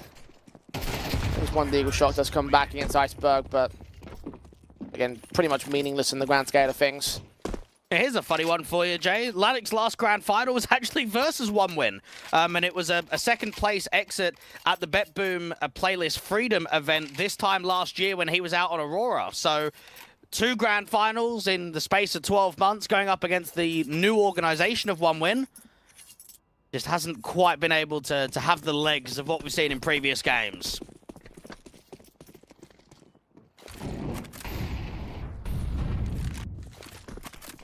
Well, the gun buy was what OneWin were focused on here for round 11. They'll get the double orbs in for Laddick and Buster. One centered on that B bomb site. One was playing mid, but now focused up on A towards Ali and Ryujin and Nealon, just cleaned up by Cabby. They don't even waste any time for these casualties in. Laddick with a responsive, but it's still down by a man. No trades available, even Buster being tagged up. The utility should take him back soon enough. Jo does maintain a 3-on-3 for the time being, but caught with U2 in hand. He's low, busted with another AWP pick, but Quez maintains it again. Lucky caught at the edge of the smoke. The transfer is good for damage. Setting up Latic now to the 1-on-1. Now Quez just going to get the bomb down straight away. Latic does have a HE. Puts it in late though. Quez escapes the bomb site.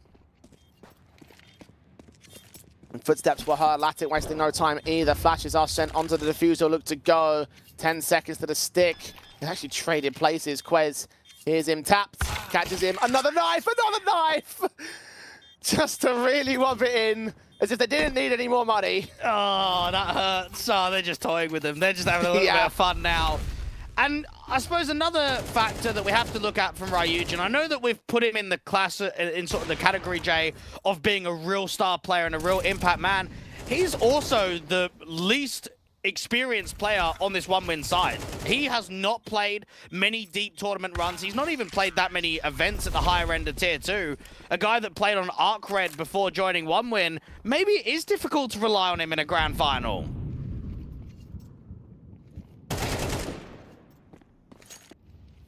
Can rely on Mistar though, another opening kill. Not even top fragger of the board still with Quez's follow-up. He is one of the top guys of the board now. Buster down, 5-on-3. Dashy just making light work of this 12th round. Even Iceberg caught off by Latic, but still won the fight. 2v5, retake. I mean, it's got to come in because of the fact it is the last round in the half, but just, I don't see anything left for Ryujin and kneeling. I don't see anything left for OneWin in general, actually. And while we have noticed a lot of favorites have petered out of this tournament and they've been upset, there's a reason why teams like a Sashi and a Bleed and a Gaming Gladiators are favorites, is because they've got a lot of depth. And Sashi have shown all of that in this grand final today. They've looked comfortable, they've looked cohesive, and they have got themselves in a state where they are powering through the rounds on Vertigo. Nealon's hoping for some over-aggression, hoping that someone's going to give him a fight out to Guardian, and he gets away with one, but that is going to be it. 10-2, Sashi just all over them right now. Just been sick stuff from them from the word go. OneWin. Never truly able to contest. Even the rounds that they took. Responded to instantly. Even the rounds where they were given a technical advantage by a DC, that one also was responded to immediately. 8 rounds to make up. Sashi only need 3 to win the whole tournament. The second half pistol takes to the stage. And for Sashi to close this down in relative ease would make quite a statement to their 8th grand final in the last 3 months. A team that's been on the rise in recent history, and maybe it has just been the changing of organizations. Julie's in for Lucky, forward port of call. Edge of the smoke stuff. T-side bases.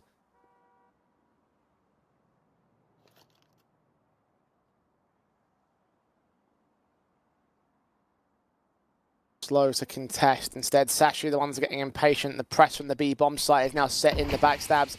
The smokes will come down towards the back of the A site. Iceberg happy to back away. His teammate of Cabby does get a bit of damage against him, but Mistar ends up with that kill towards the backstabbing players. The Julies of Lucky strike towards 1 kill. To the second, lesser so. Ryujin makes it a 3-on-3, but Mistar is still closing in the pins as the blind shots from Iceberg doing tons of damage. Latic is going to try and catch him off guard. Cabby tries to bail him out. Iceberg got no ammo.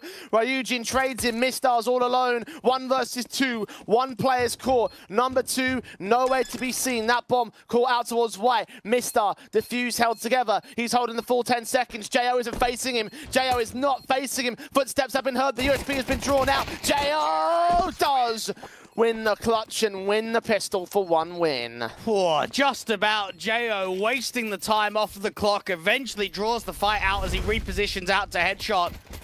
And the experienced man comes up just when required to be able to give themselves some survival rounds.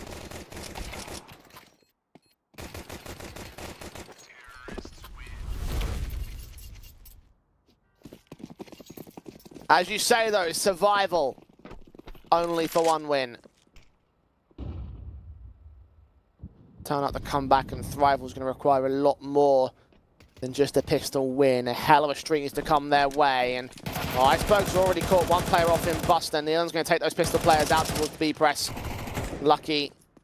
Oh, it's wishful thinking to get anything done with that USP in that position. What's not a wish is your 3% bonus over at ShadowPay. Use code Hellcup9 and buy and sell scarce skins easy. And I've been reflecting on it, Jay, across the last couple of weeks of what team reminds me of Sashi. And it's just hit me now. They remind me a lot of Lingby Vikings, a team that was together for a very long portion of time with Cabby and actually Bird from Sky in some of the early iterations. And they were a bit of a laughing stock in some of their opening years. A lot of teams would play them and say, oh, free win. And they kept going and they kept grinding. And eventually, Bird from Sky was able to get that team into a really competitive level at the high end of Tier 2 where they couldn't threaten for titles. They had some very good players come and go in that organization as well with some fashers. And I remember when they moved over to Ecstatic and brought out guys like Zello too. And maybe that's what's happened here to Sashi. They're a team that's had a long-standing core, haven't really achieved anything in any of their careers. And then all of a sudden, it's just started to click. And the key difference there is that there was a decent correlation to the changing of circumstances between Sashi in their organizational shift. Lingby Vikings just slowly made their presence known. Very interesting comparison to make, though.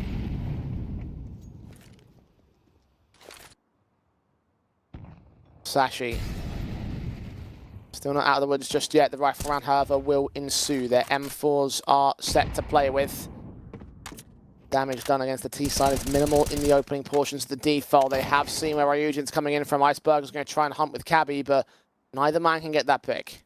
Ryujin is backing off ever so slightly because he knows he doesn't want to get caught out in the open.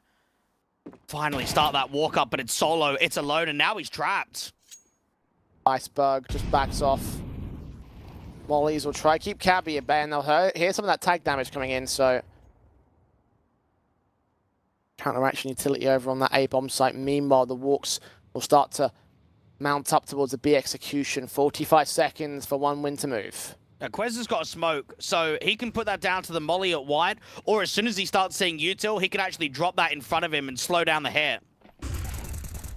Flash is turned away from. Lucky does get that kill. Cabby finds a kill out towards the A-bomb site. Quez also drops the bomb. Iceberg picked up elsewhere. Nealon known inside of that smoke. And now they'll just spam him down, take him out with decent enough time left. Nades and sprays and all sorts coming his way. Seems like they're going to get away with no picks back on the one-win side. Sashi take their first and a half. And for Buster J, the last grand final that he was in, they were able to beat Astralis at that Brazy Party event, actually this time last year when he was under Cloud9. A year later, you're going up against the top-end team in Tier 2 and you can't even hold weight. You can't even give them much of a fight. It has been a dominating showing from Sashi, and I wonder what that says about all the other teams that one win have had to beat. The Bleed in the quarters, Nemega in the semis, Guild Eagles in the round of 16. Was it just the favorites choking? Was it just the favorites underperforming in the playoff run? Perhaps it was.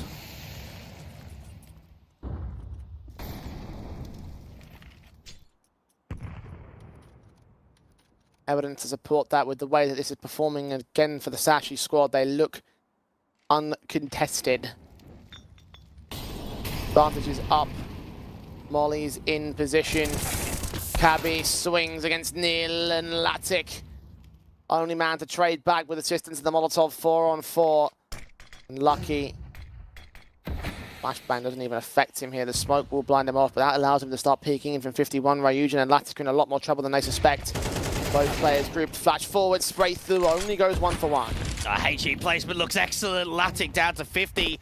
It's just so strong on the readability aspect. Another resmoke down from Gap from Mistar. It's just delaying this A play, and it's actually forcing one win away because of the counter utility. They have to start taking B stairs now instead. They've got Quez on defense on that site. Might call for a backup soon enough. No Molotovs in for the T's. They can't drive him away from quad. have to hard check this angle, and the press down towards ramp coming in from Iceberg is going quickly into the backstab. So second player has joined the defense. Smokes are inbound. Iceberg slowly but surely makes his way into the back. JO gonna have to get caught. Taps and sprays all will consume as Sprays gets his kill. A double up found, a triple denied by Mistar. It doesn't matter in the end though. They've got their round. They have 3 AKs to boot, and they have 8 map, match, and tournament points. Just so much movement there from Sashi in the gap sight line. Cabby getting on the other side of the smoke towards 51. Lucky then going 1-for-1, but it's the play from Iceberg. That's the round breaker, isn't it? To gap down, to slide himself in, and then immediately you stack up the B bomb site, you set up the backstab, you just know that round is yours. 1 win. The buy is just horrendous for round 17. Quick up, fast players are going to try beating with pace, and they will do well for the trades, but Iceberg, with his responsive, is capitalizing. 2-man advantage. AKs surround the defensive, and next man a buster caught at the edge of the smoke, and Nealon has nothing left. 1 win have been decimated here on Vertigo. They have been 2-0 in this series, and they can see the grand finals of Hellcup number 9 to Sashi. The minute and 15 seconds is all a formality, as the Danes will find themselves champion of the Hellcup. A really good showing in the grand final here from Sashi. So much more of a clinical showing, and just an overall clean sheet in the reflection of their last couple of games. They went into this grand final, they came switched on, and they deserve it with the result, comfortably winning Ancient and Vertigo back-to-back for a 2-0. Indeed, that's the key word you mentioned, comfortable. That's really what it looked like from Sashi, and I guess probably we expected that for a number of their matches over the course of the playoff, but here in the important one, they turned it up as they always seem to do here. For 1 win, obviously their run is still going to have some, benefits and some opportunities and some things where you look at and they say, actually, yeah, we did do pretty well in the bracket overall, but the asterisks alongside that Omega series and the disappointment right here against the likes of Sashi. I mean, you have to consider those two sort of aspects in terms of like contextualizing things for them. Yes, it is only a month deep in terms of the team itself, but these teething problems are going to have to get sorted out sooner rather than later. Yeah, I don't want to be too harsh on 1 win, because I honestly think 1 month into the life cycle, this is already above expectations. To get into a grand final this early on is a huge achievement, and it will start getting a bit of a taste to maybe your Ryujins, maybe to your Latic, your star players, to say, do you know what? Even though we maybe don't have the right pieces right now, we're still a very consistent team that can give the fight, that can go up against some of the very best in Tier 2. So I would say a positive outlook for 1 win across the board for me. Yeah, no doubt in terms of I think that they can be happy with what they've achieved in terms of this matchup. I mean, or in terms of this tournament run, rather. I mean, look, they obviously are still sort of like, we're still not sure exactly where they lie in the grand scale of Counter-Strike, in the grand scale of Tier 2. So getting wins even above Bleed and Omega and having those victories in your belt, having your first grand final in terms of this team's, life cycle so far, so early within the team's life cycle itself, it does show to me that they have got potential around it. I mean, obviously, it's not as consistent as we'd like it to be. They need to find a way to be able to enable that. They need to sort of find what the final sort of lineup is going to look like, because you've been saying all this time that we don't think it's going to be like this going forward after the player break. There may be some changes involved in terms of who stays and who goes here. So to figure out the intricacies of what that is the next key sort of like stepping stone for the likes of 1 win, because look, they're not a bad team. They've got a lot behind them. They just need to sort of formulate that. I really don't think we're going to see a player change from 1 win for a while, and I think the reason for that, I know the player break's coming up, there'll definitely be a lot of shuffling. There's no denying that in the CIS scene. I think for 1 win, you've got to be convinced to at least give this lineup another 4 or 5 months without a single player change. I think if they make a player change in the player break, that would be disheartened to what the lineup's potential could be. You need to see how all the pieces are going to fit together. You need to see whether Buster can use that hunger to get back to a Tier 1 level, for someone like Nealon to be able to redeem himself back in the local scene. And across the board, I think we just need to keep eyes on. That's all I've got to say about them. Well, in the end, 1 win do not take this series victory. It was Sashi that looked absolutely stellar. Another tournament to the favour of the Danes, and Iceberg is joining us one more time to discuss all that and more here. So, welcome back. Good to see you so early off the back of yesterday's proceedings as well, and certainly a much more comfortable affair for Sashi in this one. Yesterday against Branny's Knockers, 3 maps, overtimes, blah, blah, blah. Here against 1 win, extremely comfortable. What was the key difference? What was the key change between yesterday and today? I think today we our individual game were on point. I think we hit our shots and just basically had a good game plan, and then if we hit our shots, then it would be an easy win for us. Yeah, I mean, reflecting on some of your city sides, Iceberg, I think I saw a lot of movement, especially on Vertigo, right? Always retaking space, always trying to set each other up. Is that something that you want to try and incorporate against some of the very best teams in the world, is to keep them on their toes, to never keep it easy for their T-side defaults? Yeah, I think with the current meta right now, I think it's really important to not just give up information, but also just take information and take the fights and do the plays to get informations, or else you will lose a lot of rounds. And also in just when you have an advantage, you also have, I think, to do some plays to get some info, to don't give them too much space to play around, so they can turn around the rounds. Well, for you as an IGL, obviously, like you are the leader of the pack essentially for this team, right? But you have got some good backroom behind you, and I wanted to talk about your relationships with the likes of Hunden and the organization itself. Like, how has that sort of affected things within the team? I think we all have kind of the same mindset, and also me and Hunden just doing the prep and pretty much on the same line, what plays we should do and how we should play the games after the prep. So after we prep the game, we have a little discussion, what do we want to do with our game plan and so on. And I think that works a lot for me in Hunden right now.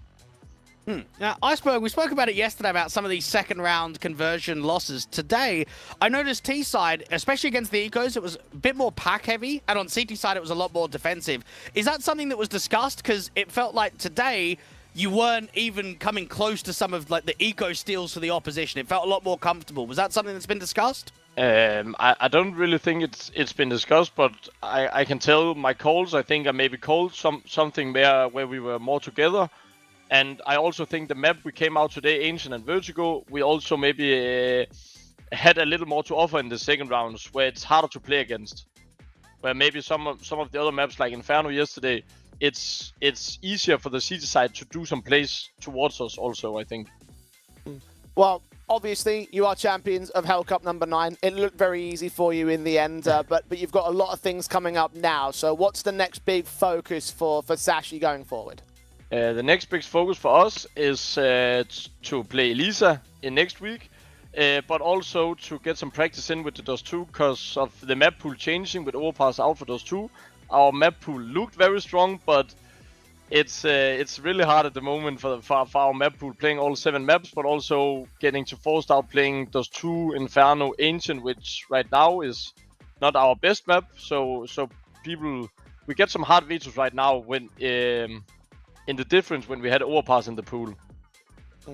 Well, look, at the end of the day, map pools didn't seem tested in today's finals. You guys look comfortable. You guys are champions of Hellcup number 9. So kind of expected from our perspective, but for you guys, obviously a victory nonetheless. Congratulations, Iceberg. Pass that on to your teammates, and hopefully we'll see you very, very soon indeed. Thank you. See you soon. There we are then, Dwayne. Good stuff from the Danes, one of our favourites in the tournament bracket, and certainly proved exactly why in today's proceedings. Looking cool, calm and collected, looking confident, and look, I can't praise them enough for what they did today. Yeah, I mean, you do have to be real, though, and say, look at what we've been discussing for the last few days. Everyone here expected the top 4 to be Sashi, to be Gaming Gladiators, to be Bleed, and to be Nemega. And we ended up getting a grand final of 1 win versus Sashi, which is great from an outset that it's a bit of an underdog run, right? It's a bit of an outsider's chance. But when you are Sashi, you do need to go into a grand final against a weakened-looking 1 win and thrash them about. Because if you're looking, like I've said previously, to have that further progression, to give the fight to Tier 1 teams, to constantly be a proper Tier 2 contender, you need to be destroying teams like 1 win. And I think it was the expected outcome today.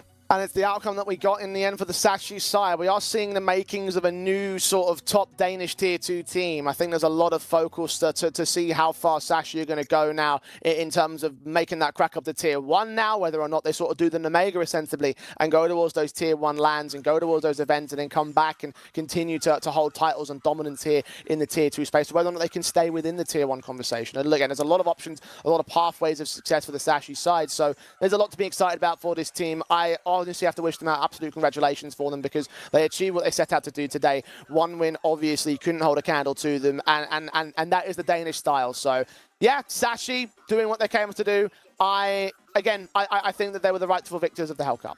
Yeah, indeed they were. And once more, when you've got a playoff bracket, you still need to beat every team in front of you. You might look at this grand final and say it's not one of the favorite teams. They still need to deliver on the game. And it was a much cleaner performance. It was a much better showing. So for Sashi, 8 grand finals in the last 3 months, 6 tournament victories, 2 LAN qualifications.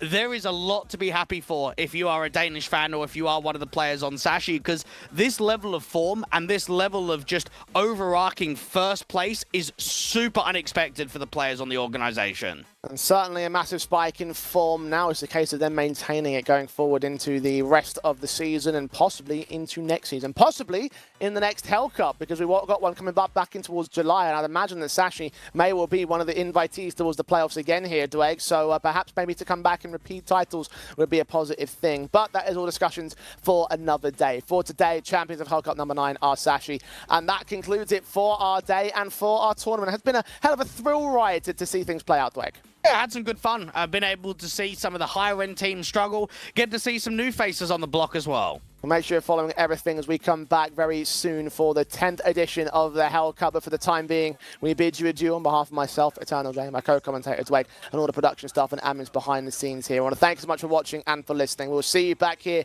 soon enough for Hellcup number 10. Until then, though, good afternoon and goodbye.